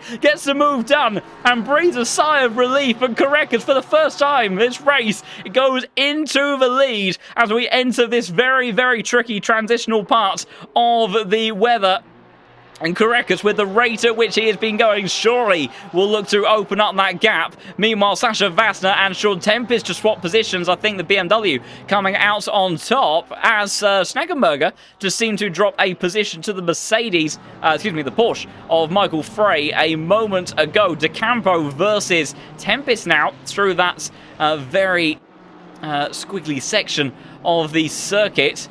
So who's that in the number 30 car? It's a little bit down the order. That is Radix, who's not having a great time. De Campo trying to go around the outside now in towards turn 19. Surely not. Maybe able to line up a move, though, as the Tempest goes very wide. And the Ferrari, that's not the view I wanted. Down the inside he goes in towards the final turn. And the number 8 car, and there we go. That's the car actually I was trying to track down earlier. Mattia De Campo is the one that got the 15-second time penalty for causing a collision. But he does get himself up into 22nd position. Whether or not Sean Tempest in that BMW, does he respond towards turn 1? And the answer is no, not on this occasion, although a bit deep on the brakes was the Ferrari driver, the Italian, and the BMW is going to try to have a say about that, but in the end he can't do anything about it. Steyer versus Shaber had a little bit of a swap there, I think, through the opening sequence of turns. Let's see if we can catch what happens between those two, as that is, I think that is Shaber ahead. So Shaber still has the position through the first couple of turns. Does he get it all wrong? Through turn 2. Oh, there it is. Big kick of oversteer. And Fabio Steyer says thank you and slots into that position very nicely. Although immediately his rearview mirrors have been absolutely filled by that Porsche, so he may not be able to hold on to it for very long. Maybe he will, but he's certainly going to be under a lot of pressure over the next couple of laps. Manuel Fuchs trying to make a move. Excuse me, actually it's Valentin Barrier trying to make a move over the German, who is having an absolutely stellar race so far. Naldi versus Inestrosa kicking off once more. And the Aston Martin is the car that is prevailing in that fight at the moment. And how will the pace change when we get into the dry phase of the race? Because we have made our way to damp conditions. But I am sure that as soon as that pit window opens, which should, I think, be within the next 10 minutes, I'm sure we're going to see a lot of drivers coming into the pits for drives, because I think by the time we get to that stage of the race, it's going to be pretty much looking to get those fired up and running. As Carreras has absolutely driven away from Bischoff, was almost a full second clear last time around. Valentin trying to use the straight line speed, the power of the V10 Lamborghini. Can't send one up the inside, although a little bit wide for Manuel Fuchs. He should be able to hold on to it on the exit of turn 2. Of course, has the traction acceleration in that Porsche. Meanwhile, Meinecker and Shaber side by side again. Shaber trying to respond after making that mistake. Excuse me, actually, no, of course, Meinecker, it was Steyer that went past the first time, and I think actually of each two teammates they are Super Motorsports factory cars making their way past Mission Spino from the number 32 car, dropping down the order. Lovely name with that. Vassner versus Drexler has gone the way of the Mercedes in this time around, as Michael Frey has just taken a position, it seems, from Sosnev in the number 35 Ferrari at the tail end of the order. And Valentin Barrier sent it from downtown, and I don't think that really gained him too much. I'm not even sure he really unsettled the line, actually, from the Porsche Manuel Fuchs. Interestingly, though, look how many drivers in the background trying to cool their tyres down. These two, neither of them are interested. Understandable, perhaps, from the Lamborghini. He wants to gain in slipstream, so he's just going to go wherever Manuel Fuchs goes. But the Porsche not looking like they are that bothered. And if there's a sight for you, have you ever thought that you would see a Porsche outrunning or matching the speed of a Lamborghini planted in the slipstream? Well, there's your evidence. The 992 car definitely stronger in a straight line than its predecessor. Nicholas Huben once again putting pressure onto Jardier, and he went purple in the first sector last time around as Valentin trying to go around the outside. through this long right-hander. Surely that is not going to work for the Lamborghini driver. 17 and 18, difficult to do enough at the best of times under these conditions. Vassner versus Clifford. Those two are swapped around. Goes in favour, and he sends one up the inside this time for the Frenchman. Mammon Fuchs again responding. He is not going down without a fight. He says Valentine going to have to work harder than that, but it's very respectful drive between the pair of them. Komazayuk is hoping that these two continue to fight, although he's more interested in trying to save his tyres. So are some of the cars behind as well. And there's again the Porsche able to actually outrun the Lamborghini on the run towards turn 1 then. Manuel Fuchs still holds on to the position for the time being, but it does look more and more inevitable that Valentine is going to get the job done soon, and he's gone alongside in towards turn 2. That's going to be tricky, but great racing between these drivers. It's like Korekas versus Bischoff all again side by side throughout most of the lap.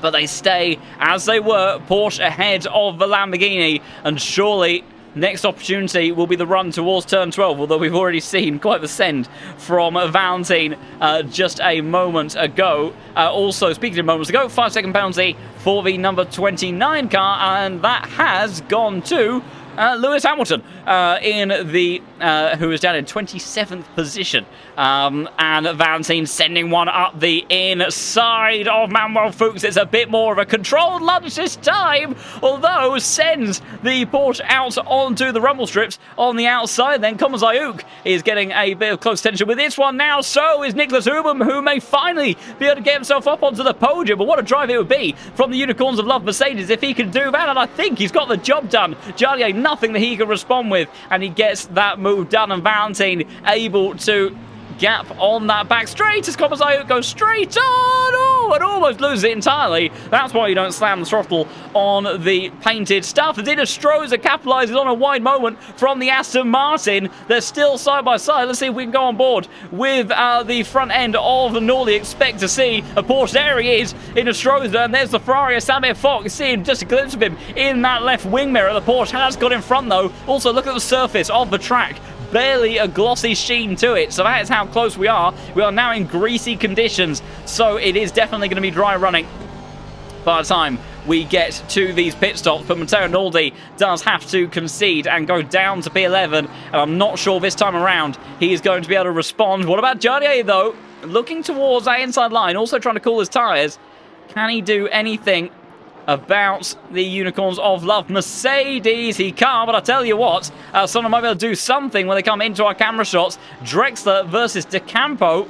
We're swapping around, and Manuel Fuchs has set one up the inside again. So Valentine Barry, he got the move done just a moment ago, and the Porsche gets back up into P7. What a drive Manuel Fuchs is having in this one. Like I say, the number plate that you see in the server, that is their relative elo to the drivers around. And the number 21 car battling for P7 right now is doing a stellar job in these tricky conditions, and is putting on a really great show for all of us as Ramone versus the Ferrari of Samir Fock, who's got a little bit wide, although seemingly more grip from Ramone, who sends one around the outside, has the inside line for the next turn. Samir does give him the room that he needs, and now Valentine trying to send one on the inside of turn 11 again. And he's almost got it wrong, and he has got it wrong under brakes, and is even further off the circuit this time around. Will use the runoff and a little bit more to try to bring himself back into contention, but Manuel Fuchs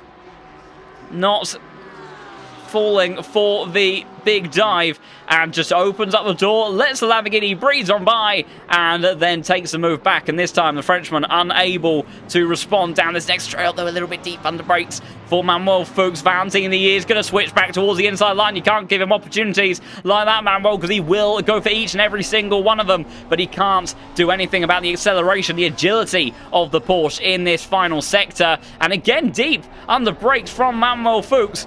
Whether or not those brakes are running a little bit hot, having maybe, because we are going faster now than we were in the wet conditions, of course, at the start of the race. So if those brake ducts are closed up a bit too much, if they're overheating, that could cause a little bit of trouble for some of these drivers. Oliver Ferris versus Sean Tempest now, with the German driver, number 25 Ferrari, coming out on top of all of that. but at the front of the field. The man has already taken 2 victories so far this season, and he was 1.5 seconds faster than Bischoff last time around. I really wish I could actually check with what tyres he is running, because I always feel like has Korekas done it again in terms of the strategy? I don't see that he would have been able to have such good pace at the early stage of the race. I'm sure he's on the wet tyres, but whatever he has got going on with that car, he is managing them through these very tricky conditions where they are going to be starting to burn up. He is doing an absolutely phenomenal job and really, is trying to, close up those points to Huben. But Huben, again, Mr. Consistency so far this season, up into P3 from P7 in the grid. But when we go to dry tyre running, will the relative pace that each of these cars has with one another, will it be the same, or will it start to chop and change around? That's what we're going to have to wait and see. Let's go for a little bit of an onboard with Jonathan Clifford, I think perhaps the sole American in the server. I'm not 100% certain of that. And there we go, pit window now open. So will we see all the drivers pile into the pits? Surely, if my understanding is correct about what tyres everybody is on, they are going to have to go in towards the pits at the end of this lap as it's kicked off again, and it's Walsingham versus Manuel Fuchs now, as whilst Manuel Fuchs has been under pressure from Valentine Barrier, now he's decided to go up and have a chance for P6. What a fantastic drive from the Germans so far. Jardier also applying the pressure to Nicholas Huben as the conditions get drier and drier. So has Walsingham in that Ferrari, a car I thought was going to manage its tyres pretty well. Have they just given out from underneath them? Because looking at the times, 2:12, 2:13s in the top 5. As Jardier is in, so is Bischoff and Korekas. But not the likes of Noah Eder and everyone else. Oh, it's a contact between us. Oh my goodness. And there was a little bit of contact there. That was busy on the entry to the pit lane. And there was a little bit of a nudge between the pair of them there. I think Manuel Fuchs even had to open up the steering because Walsingham came storming up the inside. I think he was actually trying to run away from the Lamborghini of Valentine Barrier, who, not for the first time today, was a little bit hot perhaps on the brakes. But there you go. There's a flurry of cars in the pit lane for you. We've got more cars coming into the pits. And look at the busyness that we've got going on in the pit lane. Absolutely jam-packed. But crucially, who has stayed out? Noah Reeder, who was at the pointy end of the grid. We've got the likes of Komisayuk, Meinecker as well. Simon Demori has decided to stay out. I think that might be it. So only 4 drivers have chosen to stay out. And of course, it's not like something in, where in Formula 1, perhaps, you have drivers sharing the same pit box. Each of these drivers, even if they are in the same team, have unique pit boxes. So they don't have to worry about double stacking at all. Gaps all look like they've more or less stayed the same, although I do need to check. And Walsingham is actually the one that's come out on top of all that, so he's regained the position over Manuel Fuchs. But I tell you what, Fuchs already hot on his heels towards turn 1 there, and I thought we was going to send a dive towards the inside, but he couldn't get there in all of that. As Huben, what's happened there with Jardier? I think that's just the overlay having a bit of a wobbly in all of that. Surely the likes of Eder, Komzayuk, Meinecker, and Demori have to come into the pits in this lap around, because those wet tyres are just going to be absolutely burning up over this next lap. No Reeder coming into the final couple of turns, and surely the number 13 car. And yeah, that is definitely a committed pit entry. I'll say he's going to have to, and I'm really not sure that this was the right call, because whilst it says technically greasy on the circuit at the moment, looking at the texture of the circuit, I'm not sure I agree. I tell you what, I do agree though. With Walsingham, he's got problems because Manuel Fuchs is trying to take that position. He may have lost it in the pits. It all got very busy in the pits as well. But the number 21 car with that straight line speed, but Walsingham coming back down the inside. Valentine Barrier is going to have a look at this, surely. In just a second, tag between the pair of them. No love lost after that pit entry, and Walsingham with a bit of argy-bargy, despite that amazing pole position, hasn't had the race pace so far, so he reclaims what is effectively the fight for P6, as the likes of Eder, Meinecker, and Demori have all come into the pits as well. So we will have order re-established in just a moment. A crucial question is Narita, has he lost out in all of this? And was that 1 lap later pit stop, was it really worth it? I'm not convinced that it was the right call. Whereabouts is the likes of Walsingham, Fuchs and Barrier coming through the final turn. And Narita is going to come out far ahead by the looks of it over those cars. And I think... yeah, so that has actually served him relatively well. It doesn't actually look like he's particularly lost or gained. What about Komzayuk, though, who I've just seen emerging out of the pits? Whereabouts actually is Komzayuk? He is down. How's he down in 34th place? Or is that the overlay? Is that the overlay having a bit of an issue? Because it also says he hasn't served his stop. So that's actually the case for a few drivers, and there are certainly some. Komzayuk has just jumped back up towards P10, so that's all sorting itself out. But some of these drivers have served their stops. I think I'll get rid of that, because I think that's a little bit misleading from the overlays perspective then. But things re-established then at the front of the field. Karekas leads from Bischoff ahead of Huben and then Jardier, followed by Noah Ida. And then we've got this close fight, although Walsingham's got up to speed pretty quickly, so maybe running a bit nicer in these dry conditions, feeling like he can maybe attack some of these corners a little bit better. And that fight between Manuel Fuchs and the Lamborghini of Valentin Barrier kicking off once more, and the Lamborghini in hot pursuit, trying to look for a move down the inside at turn 12 as well. And I think I've seen this happen before, and he's got too deep on the brakes. Manuel Fuchs is surely going to take the position, and I think actually a wise bit of backing out there from Valentin. I thought he was going to send one up the inside at 13, and I don't think the stewards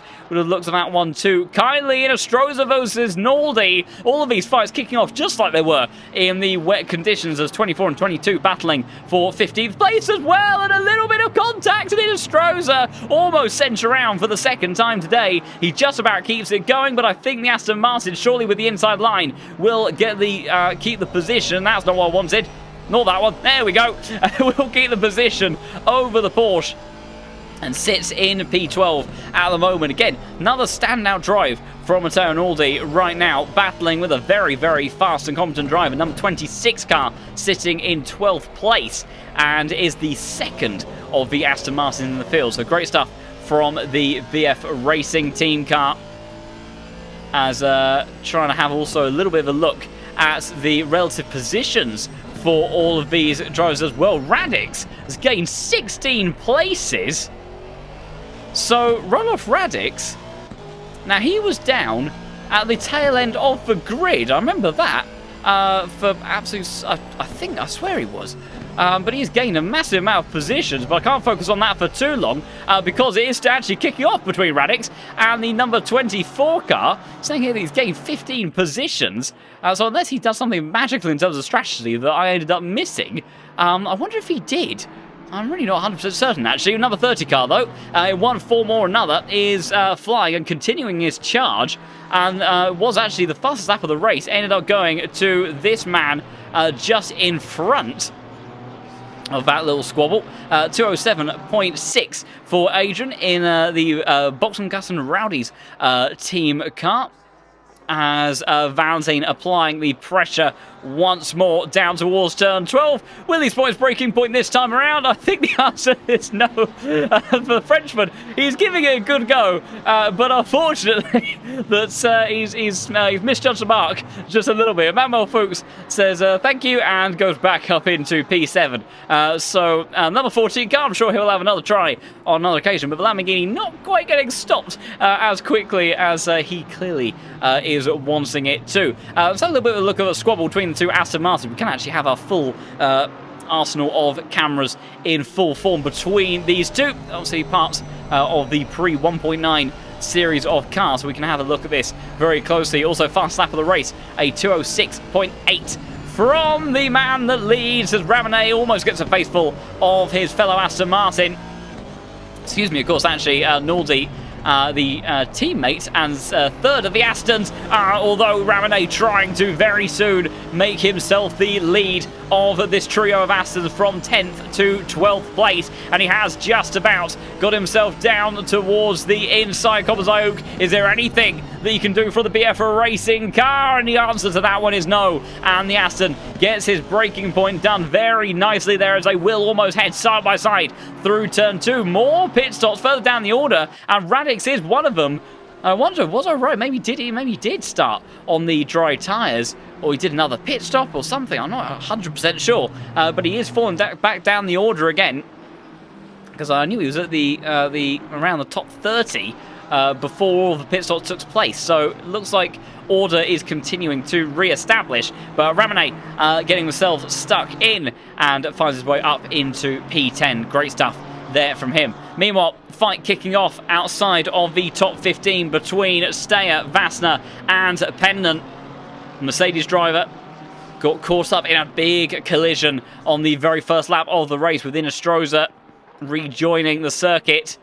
I think he actually managed to get away without a penalty for that one, as Vassner looking a little bit on the greedy side there, and was trying to show his nose on the inside. A little bit of a Jardier-style fake in all of that, but I'll tell you what, Pennant is very much applying the pressure to the Mercedes, and the BMW is very, very fast in a straight line. I think may have the legs on Vassner as they head towards turn 12 there. How's the BMW fare with his braking points? And it's a little bit of argy-bargy between these two as well in towards turn 13. The Porsche trying to run away in all this. Vassner still on the inside as they head through the Mickey Mouse section of lap 14 into 15, then very quickly into 16 as well, as that's a very small amount of room given. Mercedes stuck out on the AstroTurf, and a little bit of contact as well between the pair of them, and they fly through our shot into that long right-hander, and I think the BMW has just about got it, and he has. Pennant then gets himself up into P16, unless Vassner's brave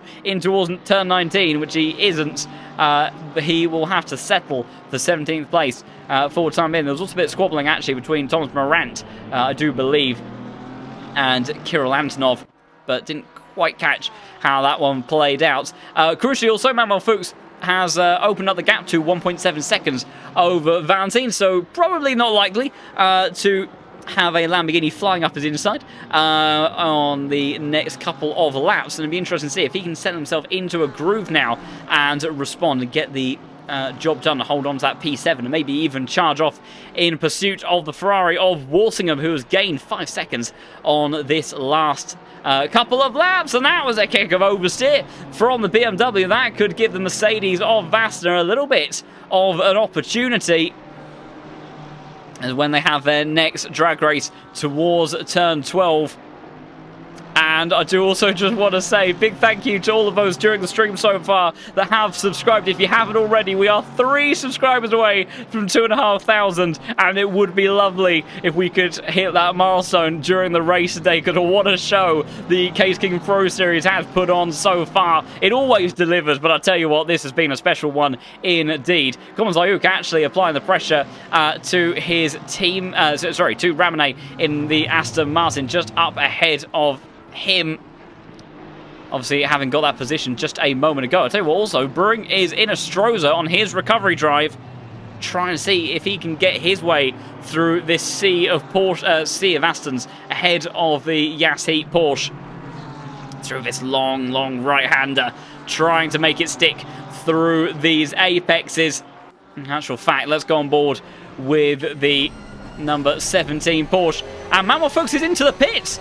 Manuel Fuchs into the pits. I can only imagine that's a drive-through penalty. We can't see it on the overlay. And Manuel Fuchs, who has absolutely put on a stellar show so far today, was far out of position with where his number would suggest he should be, and unfortunately I have a horrible feeling that he is the first one that has been subjected to the very tricky track limits of this COTA race circuit, and he will be gutted. But a lot of positives for that man to still take away from today, and still 40 minutes of racing to try to see if he can recover something. And there you go, is a drive-through penalty. Comes out right behind this trio, and that's very wide from Fabio Steyer. Nico Pendon's going to sweep around the outside in towards turn 2 and gets up into 14th position. Vassner looks up the inside, and Steyer actually backs off completely by the looks of it in that one. Doesn't fight that one at all. And that allows the two cars to sweep on by. As also, just as an update further up the field, Marco Bischoff last time around 2/10 up on Grant Carreras. 4.2 seconds the gap between those two. Whether or not, though, the K Kramer Racing Esports Porsche, will it start to come into a bit of a better window in these dry conditions? We'll have to wait and see. We're not optimal conditions just yet. We're still at fast, but with a relatively low wind and no rain on the way for at least the next 30 minutes. One would have to assume that these drivers will be safe from any more mixed carnage and chaotic weather conditions. Cobblezoe still trying to hunt and find a way past Ramone in front of him. Same goes for Angel Inostroza, trying to take that P11 spot away from the second of the two BF Racing Aston Martins. As also Huben has more or less managed to maintain the gap to Jardier, hanging around 1.7 seconds between those drivers. But where we are looking at the circuit at the moment, between these four, your closest fights on circuit, with Ramone versus Komzauk, and then Naldi versus Inostroza. And also to say thank you everybody so much. 2,500 subscribers has been crossed over, and what a wonderful and mega milestone that is for this channel. So thank you everybody so much for the support. Glad you are enjoying all of the wonders that the Pro Series has to offer, and we've still got 14 minutes of action just for today, and of course a whole championship still ahead of us as we hit the halfway point in the season. Inostroza really applying the pressure to Matteo Naldi. We'll go on board the rear diffuser of the Aston Martin in the number 26 car, down 2 positions on where he started, but still performing very well. And with Manuel Fuchs having dropped down the order, who is our biggest mover in the grid? And it looks like that goes to the number 19 car of Kirill Antonov. So Kirill Antonov, who started all the way at the back of the grid, in the fast as bleep boys, is up 15 positions and into the top 20.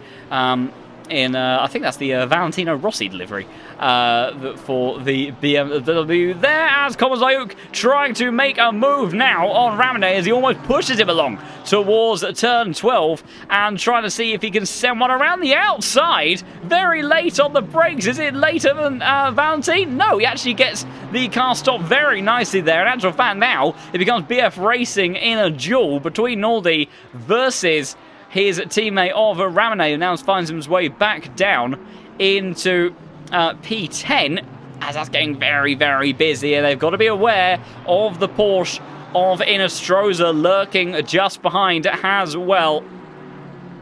We're trying to seek any opportunity to make a move and see if he can get himself back into a top 10, because it has been a tricky day so far for the Chilean driver. But he is applying a lot of pressure right now to the Frenchman of Naldi and that BF Racing Aston Martin. Through the final corner they come, but it's a little bit of a slipstream train at the moment, as Ramone locks onto the gearbox of the purple Aston Martin, excuse me, of Komazayuk in front of him, but isn't able to do anything about it. Maybe running slightly different wing settings there as well, but these cars absolutely locked nose to tail in their fight. Again, 2/10 in favour of Bischoff over Carreras. It goes a little bit back and forth between those two, but very even pace actually between the top three. Nicholas Huben, great lap from him last time around. So will it all stay as is, or will it come to drive-through penalties as well?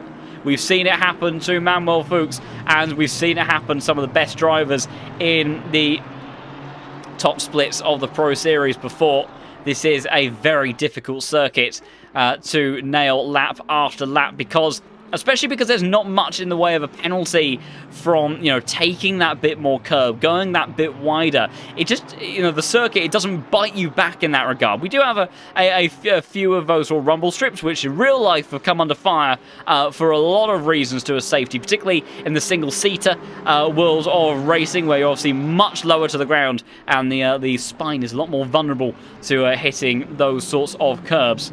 As down the inside, number 26, try and see if you can get past his teammate Ramone, but not on this occasion. And yeah, just to follow up on that point, those curbs, like I say, come under a lot of fire in real racing. In terms of ACC, they're not a great deal of fun to drive over, but we have seen a couple of cars sent out onto them today, and they do fare okay. You will be knocked about a little bit, and you will lose time, undoubtedly, but you do tend to survive relatively well, all things considered. But like I say, other than that, most parts of this circuit are very much trying to push you towards taking those little extra cuts, taking those bit more liberties with the white lines. And in that opening sector where there is such a consecutive series of corners where every line that you take through every braking point, every lift that you go through, as that's deep on the brakes from Ramone, and Nordy isn't going to hang about trying to go around the outside, and he's done it. So Ramone there makes a mistake, and Matteo Nordy, his teammate, not wasting any time, gets back up into the top 10. They're only one position away now from where he started, and Inestrosa still unable to find a way past in the Yas Heat Porsche. But I'm sure we'll be looking to make a move in just a moment, because it does look like Ramone may be struggling just a bit. Pit window has now closed, but everyone has already made their stops so far. So for this race, that will probably be it in terms of strategy, and I think any other time we see a driver entering the pits will unfortunately be for a drive-through penalty. Also, to answer the question in the chat, is that actually Lewis Hamilton? Well, I don't believe so. I would love to think this is in fact Mr. Hamilton, but despite the Mercedes AMG Petronas style livery on that car, and also the profile picture that we saw, I believe, other than that, that it is possibly a bit of an imposter. Also, considering that I remember from a press conference that Lewis, when he's on a bit of downtime, he does like to dabble with a bit of Gran Turismo, and not only that, but when he does play Gran Turismo, he does unsurprisingly go under a bit of a pseudonym on there. Meanwhile, Inestrosa has finally got the move done over one of the Aston Martins. He's got a few more to go. So how did it take place for the Yas Heat Porsche? And I thought there was going to be contact there. Thankfully, there wasn't. Did he send one up the inside of turn 13? That'd be very brave, and from very far away, he doesn't. Maybe in towards turn 15. There you see, gets a much better driver line. Door opens, and in the end, after all the squabbling that he's had to go through so far, a pretty nice, neat, tidy move from the Chilean driver. And just to round off on that point, as the next victim, I think, of COTA's track limits and another drive-through has gone the way of the LFM Mercedes of Sasha Vassner, whose difficult day continues. Yes, I would imagine that Lewis, if you were to join us for a race at LFM, which he is always very welcome to, that he would very likely that we wouldn't even know, and that he would go by another name based on how he approaches his time on Gran Turismo. And I do remember him talking a little bit of sort of the humorous side of that obviously when he does go by a pseudonym, people don't know that they're racing with a 7-time F1 champion. And they often maybe don't show him the level of racing respect that they might otherwise would if they were aware of who they were up against. But one way or another, the Lewis Hamilton that we have in the server for today in 22nd position, and the number 29 car, trying to see if he can close in on Jacob Schaber in the Porsche up ahead, but I don't think that he is going to be able to do anything about that. In actual fact, it's Mattia Di Campo in the Ferrari 296 is looking more racy out of those two. Meanwhile, Ramone, despite losing the position to Inestrosa, hasn't let go of the 992 Porsche. Noldi, though, has managed to escape away from these two with the squabbling that they ended up having, and is setting off his sight of Commerce. Like, a gap that suddenly closed down. Noah Reader versus Jardier. Last lap, 0.7 of a second gained for the number 13 K Chroma Racing Esports car. For all of a sudden, the battle for P4 is on. And whilst it is one of the K Chroma Racing Esports cars that sits in P2, that it is Noah Reader in this number 13 car right now trying to apply the pressure for P4 over, again, another battle that we have on circuit where we have two identical cars. It gets tricky to find a way through because your advantages are generally the same. Because you have slightly different setups, then you may have the potential to make something happen and make it stick in one place, but it doesn't give you that same sort of balance where maybe you can have that advantage of sending one up the inside at another corner, because where you're fast, the guy that you're racing likely to be fast as well. Valentine also crucially has not much made in the way of progress towards Walsingham. Of course, he's been let free after that very long and intensive fight with Manuel Fuchs, who unfortunately got the drive-through penalty not too long ago. But Valentine's pace half-second down on Walsingham, who has been setting some good laps so far, and Jardier letting Noah Eder through. So I am aware that Jardier has got a migraine that he's suffering with today, so maybe he's just not wanting to have much in the way of a fight, or he's worried that if they do scrap, that he could lose a position to Walsingham, because Walsingham is only 5 seconds behind, and pace on the last lap before he backed off and let Eder by already was 0.8 in favour of the Ferrari driver. And considering that we've got about 14, maybe even 15 laps to go, actually no, I think 14. I think 14 maybe more realistic. That 14 laps, 0.8 of a second gained on the previous one, and a 5-second gap. I think, it's that would come down very quickly, probably within the next 10 minutes or so, and it does really seem like Jardier doesn't have a great deal of pace to respond with. Meanwhile, De Campo has finally made up the move over Hamilton then, and we'll try to catch it on the replay how it took place. The Ferrari, obviously not the best in a straight line, and let's see what it was like. This is the rear view from Hamilton's car on the run-up towards turn 12. And is it going to be a dive from De Campo? Surely not. That is from very, very far away, and it's a send and a half. Oh my goodness.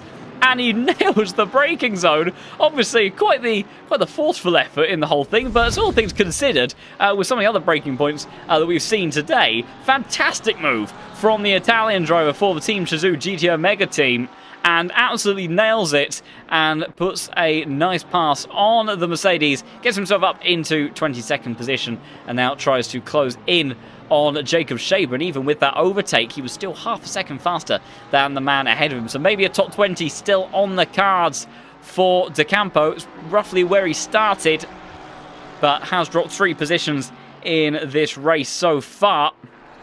As next fight to take place, Samir Fock versus Valentine Barrier. Valentine slow at the moment, 2:08.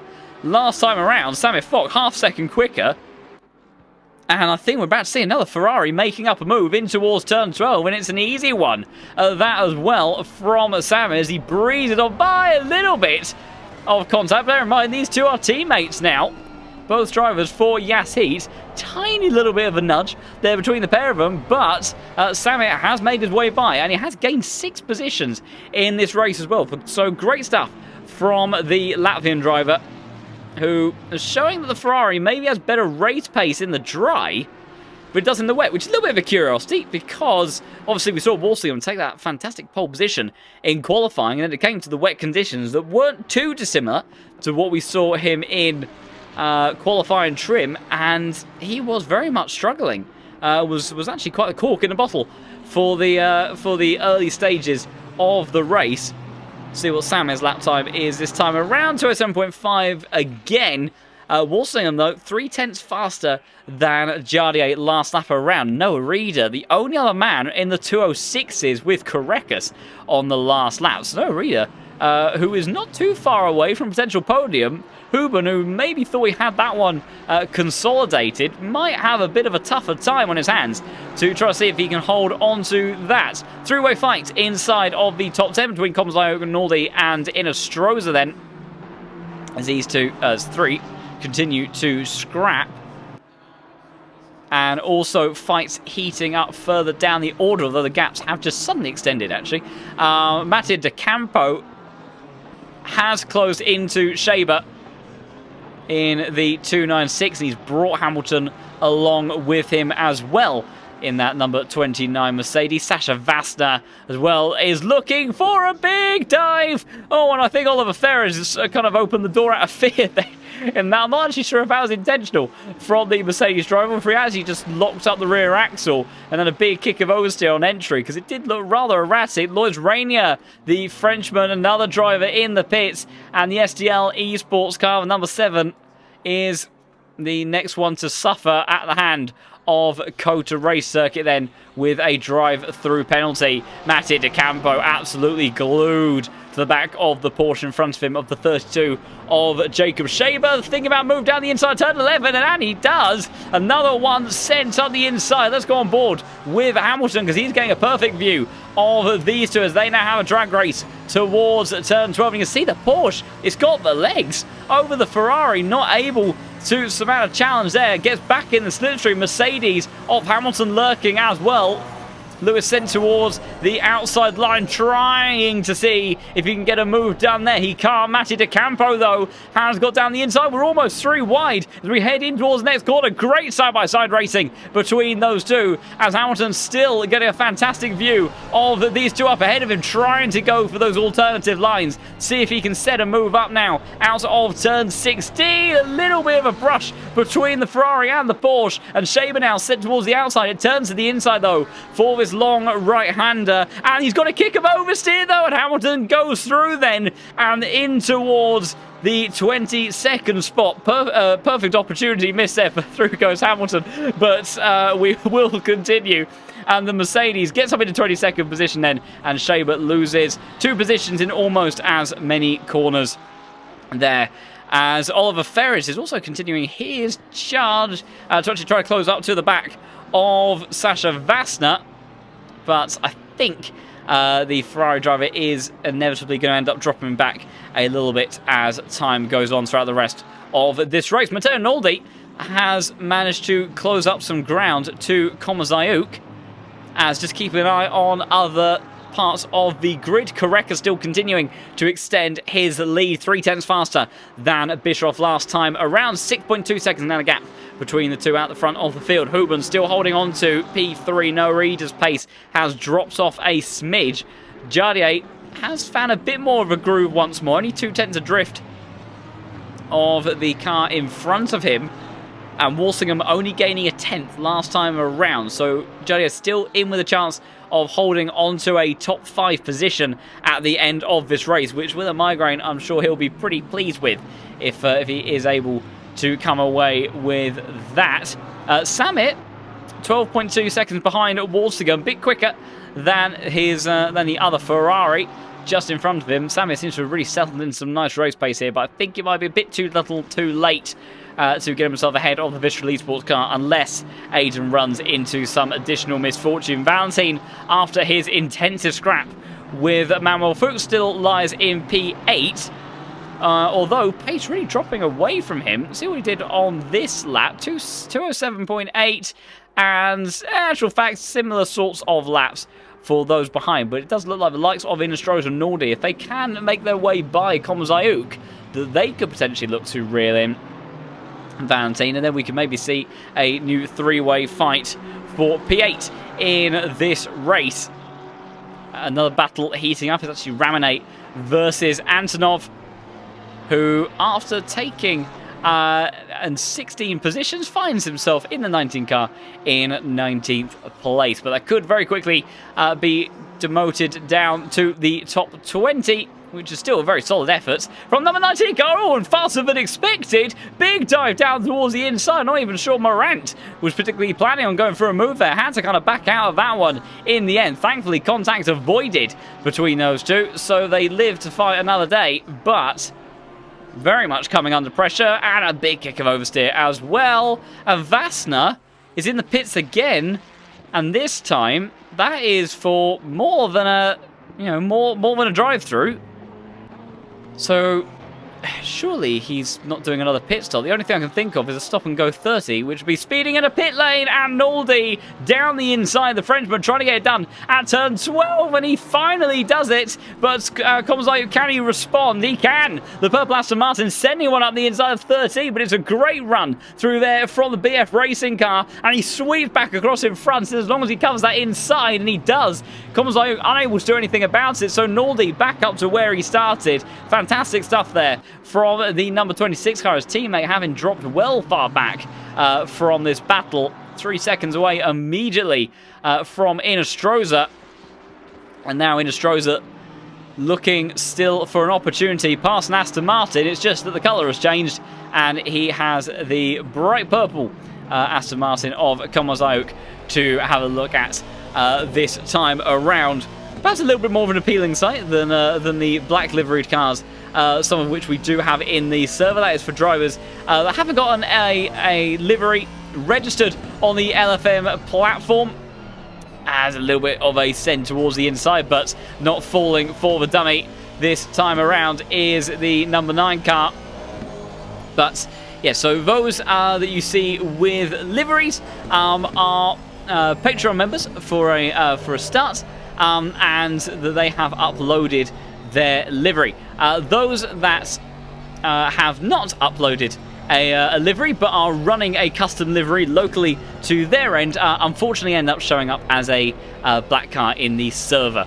So that's why there are going to be some cars with just completely plain liveries. I did see a question actually, I think, after last week's race to why we had a few black cars, and that is why, because they are running custom liveries but haven't submitted one to the LFM platform. Which, of course, if you do want to have a look at becoming a Patreon member, then you can get yourself some fantastic bonuses and some goodies through getting that at a fairly cheap price. Of course, maybe slightly biased, but I think a very reasonably priced Patreon membership, and some fantastic bonuses and goodies to go with all of that.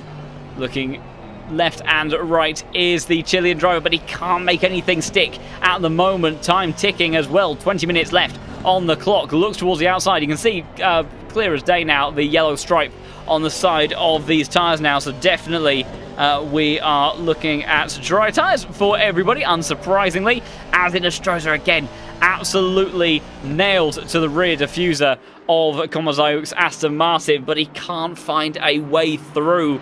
Whilst the Porsche is no slouch anymore in a straight line, still, when it comes to some of those other cars around that do have that overall better straight line speed at the top end of the rev range, it does tend to be the case that you're still going to struggle. That's a big dive trying to take a leaf out of his teammates, but a Valentine barrier gets it all squibbly on the exit of turn 1 though, and not quite the switchback we've been used to at other times, but he has dropped down the order.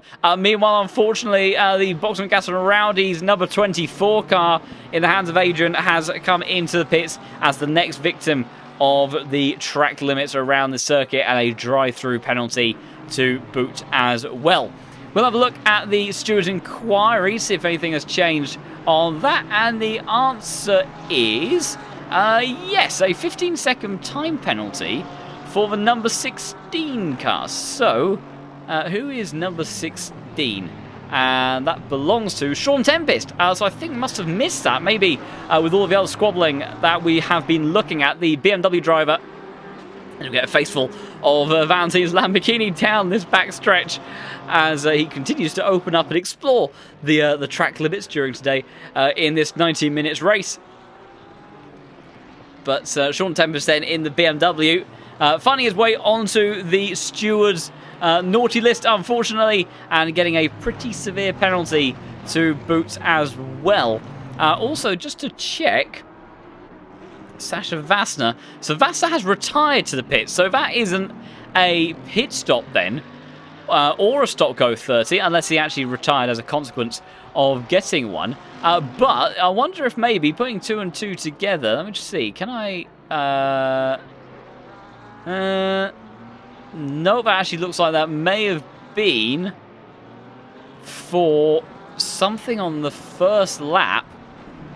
It's difficult to tell when that may have been given out as such. But one way or another has got himself a penalty, and Sasha Vassner has decided to park it. Difficult day for the German driver, and has had enough. Antonov leading this little trio away, where there is quite the fight brewing between the likes of Thomas Morant and Mattia De Campo in that Ferrari, who's had pretty good pace over the last few laps. 207.5 from the Italian driver, and that is very much in line with some of the drivers inside the top 10. So great stuff there from him as he continues his charge to try to gain positions in this very tightly packed field, as Inestrosa versus Komzayuk still taking place through the opening sector as well. But again, the number 17 car unable to find a way through.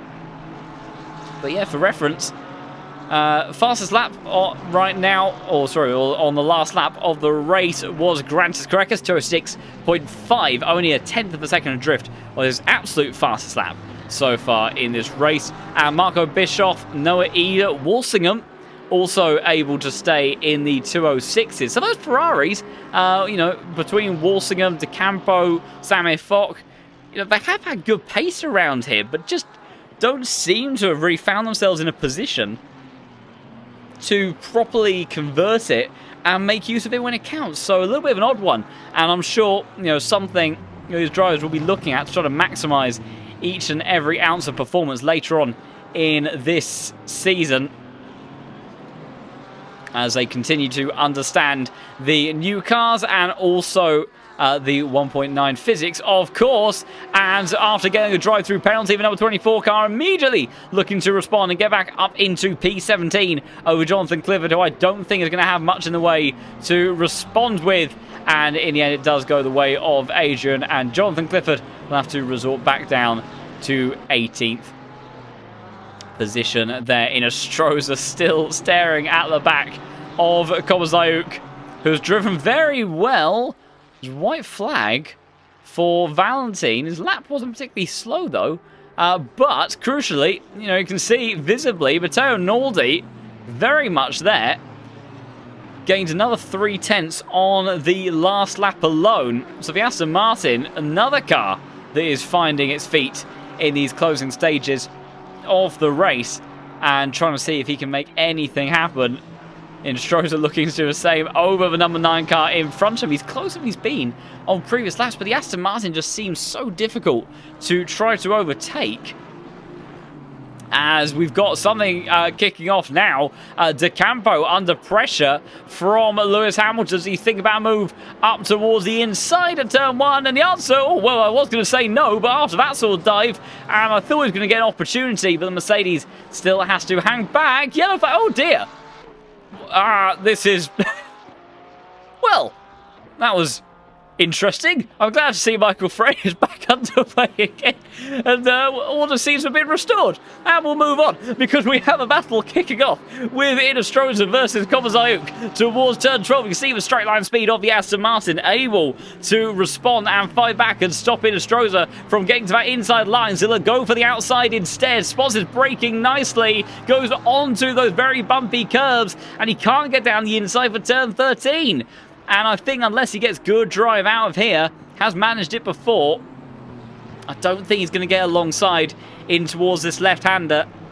It is a place where the Porsche naturally shines, but for Inestrosa, not happening this time around. Also, after gaining a second on the last lap alone, Excuse me, actually, the previous lap was only half a second that time, but still major amount there. Walsingham and Jardier, the fight for P5. That's suddenly kicking off. Antonov's brought out the white flag and a bit of a wide entry in towards turn 13. Not sure if he had a bit of an issue at turn 12 as De Campo trying to set one up the inside now, turns in towards the outside towards this left-hander. Hamilton trying to see if he can get involved in this one. The Ferrari going to be sent towards the outside line. Might be the only car that's got enough downforce bolted on it to make that one happen, but the Porsche does look like he's going to hold on for the time being. See De Campo, though, so much more settled through these high-speed corners.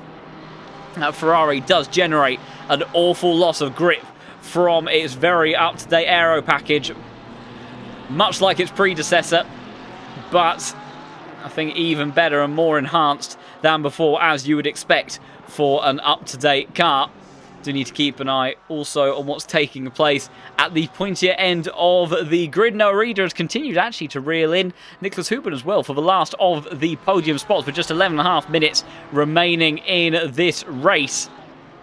And one of the few drivers left lapping in the 206s. So it would be a great effort from the K Kramer Racing Esports car. How many positions has he gained? He's actually back up where he started, but that is far from the complex explanation of how his race has actually fared so far to date. So Walsingham versus Jardier, Naldi versus Barrier, and Inostroza versus Komazayuk, all battling for positions inside of the top 10. Some of them even for podiums in the case of Huben versus Ida, but a little bit of a bigger way to go if we are to see that fight going down to the wire. Also, crucially, fast lap of the race, last lap around from Marco Bischoff. We have also notably finally gone into optimal conditions as De Campo trying to make a move once more over Thomas Moran will go on board with Hamilton as he watches it all unfold in front of him, and it's a little bit wide at the apex, and heard the hesitation there from Lewis as well, trying to send one up the inside, and I'm not sure there's anything that Moran can do about that. So De Campo gets through, and Lewis Hamilton, can he get through as well by the time they get towards the next corner? And the answer is no. So the Italian and the British driver both make their way up into 20th and 21st positions respectively, but we'll have a bit more work to do, although you can see Antonov not too far away from these two, so we could actually see some more positions gained in just a moment. Walsingham versus Jardier, and that is getting very close between those two. Will it even be a dive towards turn 11? The answer is no. Jardier, though, he goes defensive, he goes a little bit deep under brakes there as well. What is the straight line speed, though, of this number 12 Ferrari? So Junior to actually have a quick gander towards Naldi. He's not going to do anything yet on Valentine, but he is very, very close. What about Walsingham? Does he think about a move towards the inside? Oh, it's Ricciardo-esque down towards the inside, turn 12, and I think there's contact. There was contact, but backing off the throttle was the Visceral Esports car. Meanwhile, Ramone, I think, has just had a moment. I don't think he's lost any positions. Someone that might do, though, Valentine versus Matteo Naldi in the Aston Martin. Naldi all the way around the outside, and he's still kept a nose on the inside, just about a hair's width between them. And it's Aston Martin versus Lamborghini, neither of them really suited to this part of the circuit. The Aston Martin's been looking quicker and quicker in this race. We'll have to go the long way round as they get in towards that tight left-hander of turn 16, up towards 17 and 18 they go. And Valentine, after applying all sorts of pressure onto the Porsche Manuel Fuchs earlier before his drive-through penalty, he's already actually up into the top 16. So still very good stuff from the number 21 car, although undoubtedly he will be disappointed with himself today as De Campo has made up the move on Antonov almost, and he actually had to go around the outside with a BMW fought back, and Antonov, number 19 car, stays P19 for the time being. Shaber versus Morant. Shaber has taken that one away from the Belgian driver in the number 15 car. So in the closing stages of this race, it's all kicking off between these various different fights. You can see how much more composed the Ferrari is through this series of corners. Very good in the high-speed section of this circuit, and despite all the talent and composure inside the cockpit of that number 2 Porsche just up ahead. You'd have to say that it is advantage Ferrari on this occasion. No attempt again towards turn 11. And you see Jardier, he's trying to open up that corner as best as he can to get a good exit towards turn 12. Not sure he quite did it in the way that he would have wanted to that time around, but I tell you what, one way or another, it was still a good exit. And there's your proof that the Ferrari is struggling for straight line speed. Nothing that the number 12 can do to respond to the pace of the Porsche. Who would have thought that a couple of months ago? Matteo Naldi, though, what can he do about Lamborghini of Valentin Barry? He is gaining, and Valentin knows it. He won't go towards the inside. I thought he might try sending one up fully on the inside there, but he can't. Also from the steward's room, nothing, no further action across all the incidents that we've seen take place so far. The two Frenchmen scrapping for P8. Naldi in the BF Racing Aston Martin and Valentin Barrett in the Yassi Lamborghini. But staying as they were just a few moments ago. Much like Inestrosa versus Kobayashi. And Inestrosa's been looking at the back of that Aston Martin. He's been looking at the back of most Aston Martins for quite a while, but just has not managed to find a way past as of yet. But still, a few laps left to go. In actual fact, Carreras did start one not too long ago. So I think there'll be 3 laps remaining in this race by the time they get to the line to initiate that final lap. But it's been a commanding drive so far from the number 1 man, who was on an absolute charge in the wet conditions. And bear in mind, Carreras managed to go winless in all previous iterations of the Pro Series, and he is looking like he is on target to take his 3rd victory out of 6 races.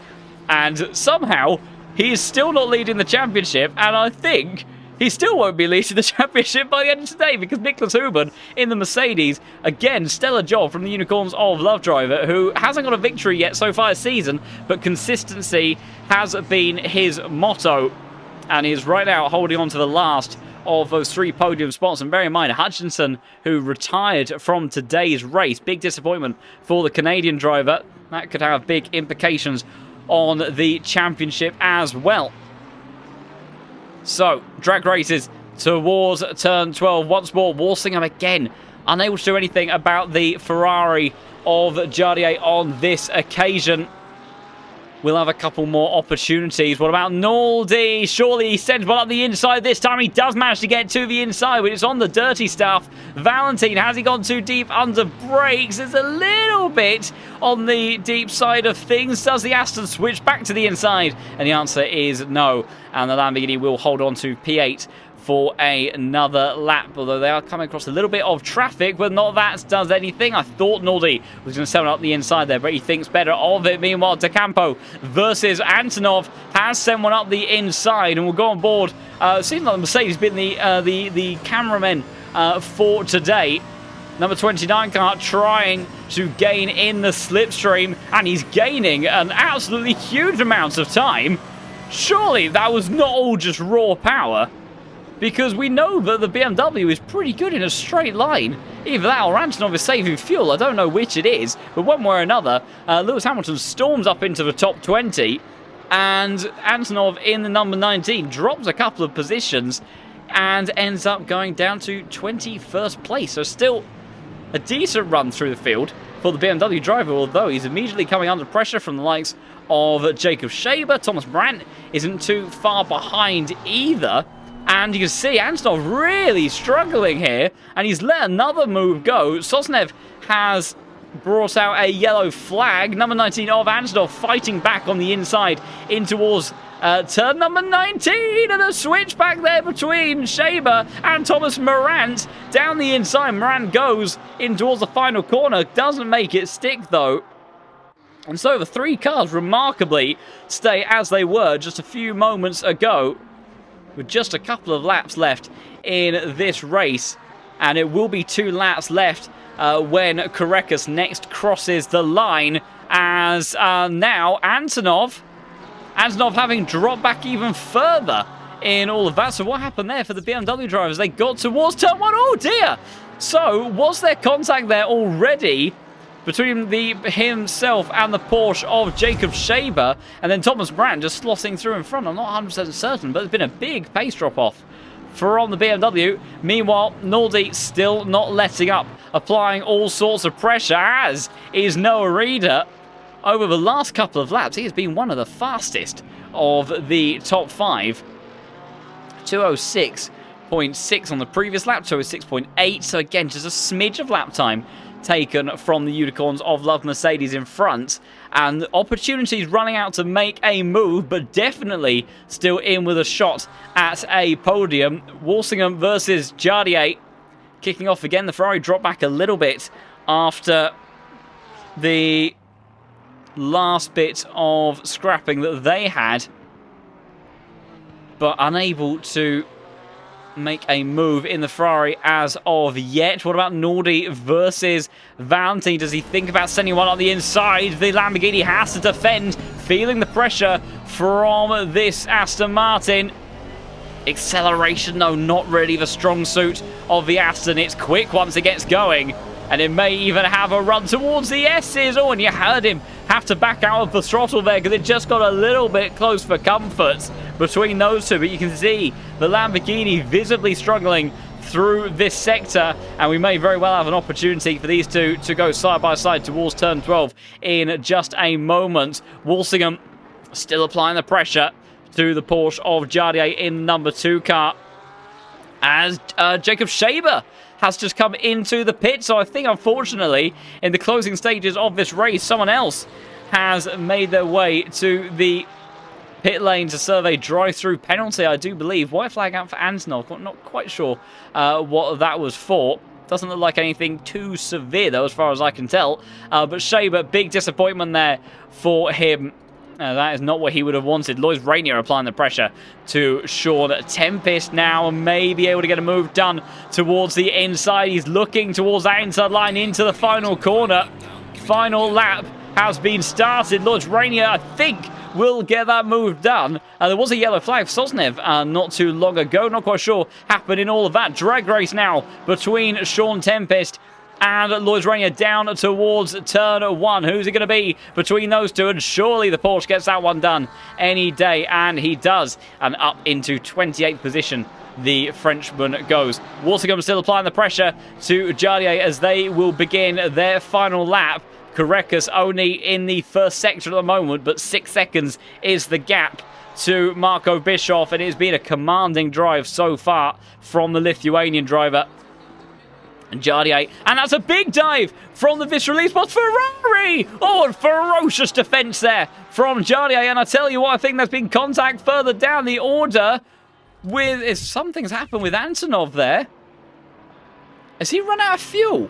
I did say I wonder if he was losing pace because he was low on fuel. But you can see he is not got anything. Yep, I think that is a car that is trundling its way to the end of this race and desperately just trying to make it to the finish. So big disappointment there for him. Korekis actually be coming across that in just a moment. Walsingham versus Jardier now going down towards turn 11. Little bits of a defense from the Czech driver at the apex there, and I don't think it's the sort of run that Walsingham needed out of turn 11.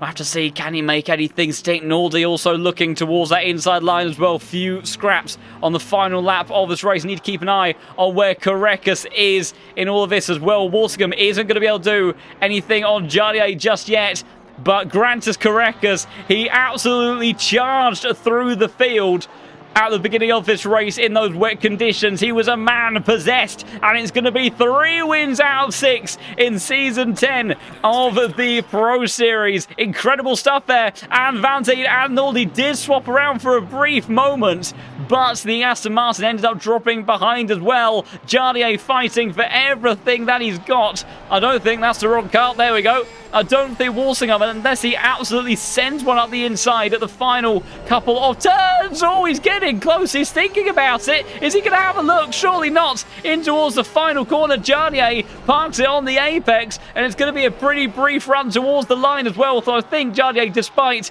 his migraine issues, is going to take P5, and he does. Great scrap between those two to the end of the race. It's all kicking off further down the order. De Campo, Hamilton, and Clifford having argy-bargies of their own. Hamilton coming out worse than all of that. Clifford up into 19th position. 24 and 21 car having a scrap of their own towards turn 16. It's Manuel Fuchs after his drive-through penalty, who will be so disappointed with that from today. Looks like he might maintain that position. Meineke and Ferris having a scrap as well. Why does the Pro Series always do this? It kicks off on the final lap of the race, and we're going to see so many battles at once. Meineke managing to hold back the Ferrari. Fuchs does look like he's going to take that position, and commiserations to this man. He drove brilliantly in the early stages. Still big positives for him to take away, but I'm sure he will be rather gutted with that. De Campo, after a big chance for the field in the closing stages, gets up into P18. Good stuff from that man. Hamilton having to sit behind Clifford at the end, and I think the likes of Ferris also as well are going to have to sit back as well, although he did get mighty close on the run towards the line, but can't get the move done. Antonov, I think, did manage to finish the race just about in the end, as a couple more drivers making their way to the end of their laps. That is Simon Demori and also Jamer there. And there we go. That is your race done and dusted. And my goodness. COTA. So it's a circuit that not all drivers particularly like, and I can understand why to some extent. But my goodness, it can put on some fantastic racing. And what a drive we had from Grantis Carekas. He absolutely blasted his way through the field, never looking back, and in the end taking a commanding victory, 6 seconds over Bischoff at the end. Fastest that did go the way of the number 3 car of Bischoff, but crucially as well in terms of the championship, Nicholas Huben taking a fantastic podium in that Mercedes and getting another P3 to his name. And whilst Carekas may have 3 wins to his name, overall the consistency has been in favour of that Unicorns of Love car, so the championship I still think will very much be sitting towards Nicholas Huben. Just a couple of other updates before we run through the results officially. There was a 5-second penalty handed out to the number 16 car, I think, at the end of the race. That was to Sean Tempest. And that was it in all of that. And what a busy race we ended up having today. So we'll have a look at the race results in just a second once they have come through. And there we go. So, your race winner, Grantis Carekas, with Bischoff and Huben rounding out the podium. Jardier holding off Walsingham at the end with Fock. Great drive from him up to P6 at the end. Followed by Barrier, Naldi, Ida comes to the end of the top 10 with Inostroza, Ramone, Penman, Drexler and Steyer to the end of the top 15. Fuchs, disappointment for him, down to P16, with Adrian in the 24, 17th, De Campo, Clifford and Hamilton to the end of the top 20, with Morant, Meineke, Ferris, Frey, Demori, Shaber, Antonov, Steckenberger, Rainier, Tempest to the end of the top 30, with Radix, Solznev, Rats, and then Vassner and Hutchinson as your 2 DNS for today. And in a fantastic turn of events, we do in actual fact have Grantis Carekas sitting in the interview room for an interview, unsurprisingly. So we will look to bring him in, because it'd be great to talk to him. So let's get him in to the Cosmos. Grantis Carekas, a 3rd victory of the season for you, and what was really quite a tricky beginning of that race. You must be delighted with that one. It was a really fun race. It was really eventful. Quality didn't go quite well for me. I lost my fast lap and I invalidated it, so it was a bit unfortunate, but I knew I had the pace, and I know if I get a good start I can still like fight for the top positions. And yeah, I had a really good pace. I came through the back, overtook already 2 cars at the start, and yeah, and I kept overtaking them, and there was a nice battle as well with Marco Bischoff in in the wet as well. Oh, so. it was a legendary bit of action that we saw there. Fantastic! It was so wonderful. You know, that hard but fair racing where neither driver is giving way, but you're just always giving each other just enough space. It was an absolute joy to watch. And yeah, you charged through the field brilliantly.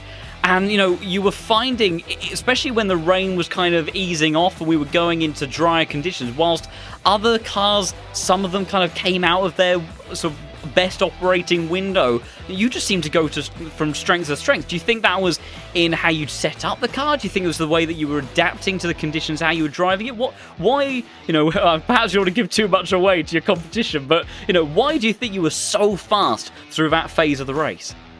I actually had no idea why I was so fast compared to Marco Bischoff. I don't know, I didn't do anything to setup at all. I was driving fully dry setup, and that really worked in the second stint. So I don't know, I was really happy with my pace, really surprised as well.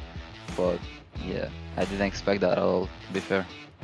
Yeah, well, it was regardless of what the reasons may have been. Of course, in terms of the importance of the end result, a third victory for you, and what a change of pace this has been. And we've seen from you over the last couple of seasons where you've constantly been up there at the pointy end of the grid, and then never quite managed to close out a race victory. This time we're 6 races in, and you've taken half the wins. It's been a stellar start to the season for you. And how's that been for your confidence in terms of trying to really try to go for the championship this season? Yeah, absolutely. Fighting for the championship, of course. Yeah, we've been really good few races, won 3 of them, and the other few races didn't go quite well as I would have liked, but we still have a lot of races left, and there's still a lot of points to collect. So yeah, really looking forward to that, and really, I think I'm gonna be really confident as well. Yeah, it's becoming more and more evident, just watching, the body language, especially when we were watching you in the rain, that there was so many steering inputs going on, and, and it's a pleasure to see when you've got these top-level drivers absolutely wringing the neck out of these GT3 cars. So, yeah, you are in very, very fine form at the moment. Heading over to Watkins Glen for the next round. And it's another 60-minute race, or back to kind of sort of normal standards on that front. And we're still somewhat in the early days of 1.9, understanding how the pace is chopping and changing with the cars. Obviously, last week at Bathurst, the Lamborghini was on fire. This week, it was kind of a bit dead in the water. You thinking that you sort of the Porsche at Watkins Glen is going to be a good combo again, or do you think it might be a bit more tough with kind of other cars in the field? Well, actually, I have no idea how the new Porsche will be in Watkins Glen. I personally really like Watkins Glen, especially in the old Porsche. I think I had a really good pace, but I don't know. We'll see what the new Porsche will bring. I think it's still gonna be really fast, but I'm not sure. I think there will be other cars that will be really quick too. So I think it will be a very fun round next week. Yeah, I have no doubt whatsoever. Of course, with that big run all the way from turn 1 to the sort of rather deadly chicane. Hopefully less deadly than it used to be. But yes, it does always provide some amazing racing, so I'm sure that we will be in for a treat as always. But yeah, absolutely incredible stuff from you, Stave. Big congratulations for taking that amazing victory with such a mega drive through the field today. And best of luck for Watkins Glen next week, where we may hopefully have you in for another interview at the end of that one. Yeah, thank you very much. See you then, hopefully. Yeah, thank you, Grantist, and thanks for popping in for an interview. Much appreciated. Bye. Great to then hear from your race winner. It's a luxury that we've actually had now for the last couple of races. How about that? I think we had Karpinen in for an interview last week, and now this time Grantis Crackers. So brilliant to have our drivers in for an interview. If you if you do know some of the drivers in the field, regardless of where they finished, always feel free to give them a little bit of a poke and a nudge. It's always great to hear from them and get a good understanding of what it was like in the cockpit of those of the car, especially when we had that sort of action going on today, and the trickiness with the weather. It really does add amazing background to what was already a stellar race. But Grantis Correcas then taking his 3rd victory of the season, and once again managing to just keep those championship fights a bit more alive, because Huben, again, another consistent podium finish from him.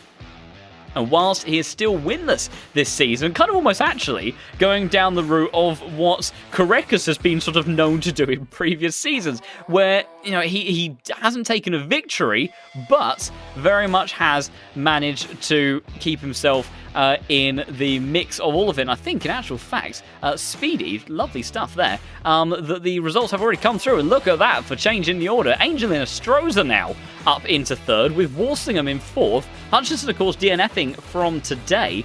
And then Jardier down in P6. So how the order has shuffled around. George Boothby still out of action. He did say that. Actually, I thought, that may have been for VM, excuse me, that we may not see him for an upcoming round. Hopefully, his dislocated finger is still recovering after that rather unfortunate incident at Spa with the man that we just spoke to not long ago. Yeah, Nicholas Huben still leading the championship and leading by a solid 250 points in all that as well. And bearing in mind, when you consider that the points difference is, the points difference that Korekis ended up gaining today was only about 74. It was exactly 74. So, you know, if Huben just keeps himself in those, you know, in those sort of top kind of positions constantly, he is very nicely racking up that points total. And the fact is that Korekis, with drop scores, obviously has the opportunity to get rid of those slightly poorer finishes he has had this season. But he doesn't have that same wiggle room that Huben has in latter races. Huben can afford to take more of a risk later down the line, whereas Korekis kind of has already used his jokers as such in all of that.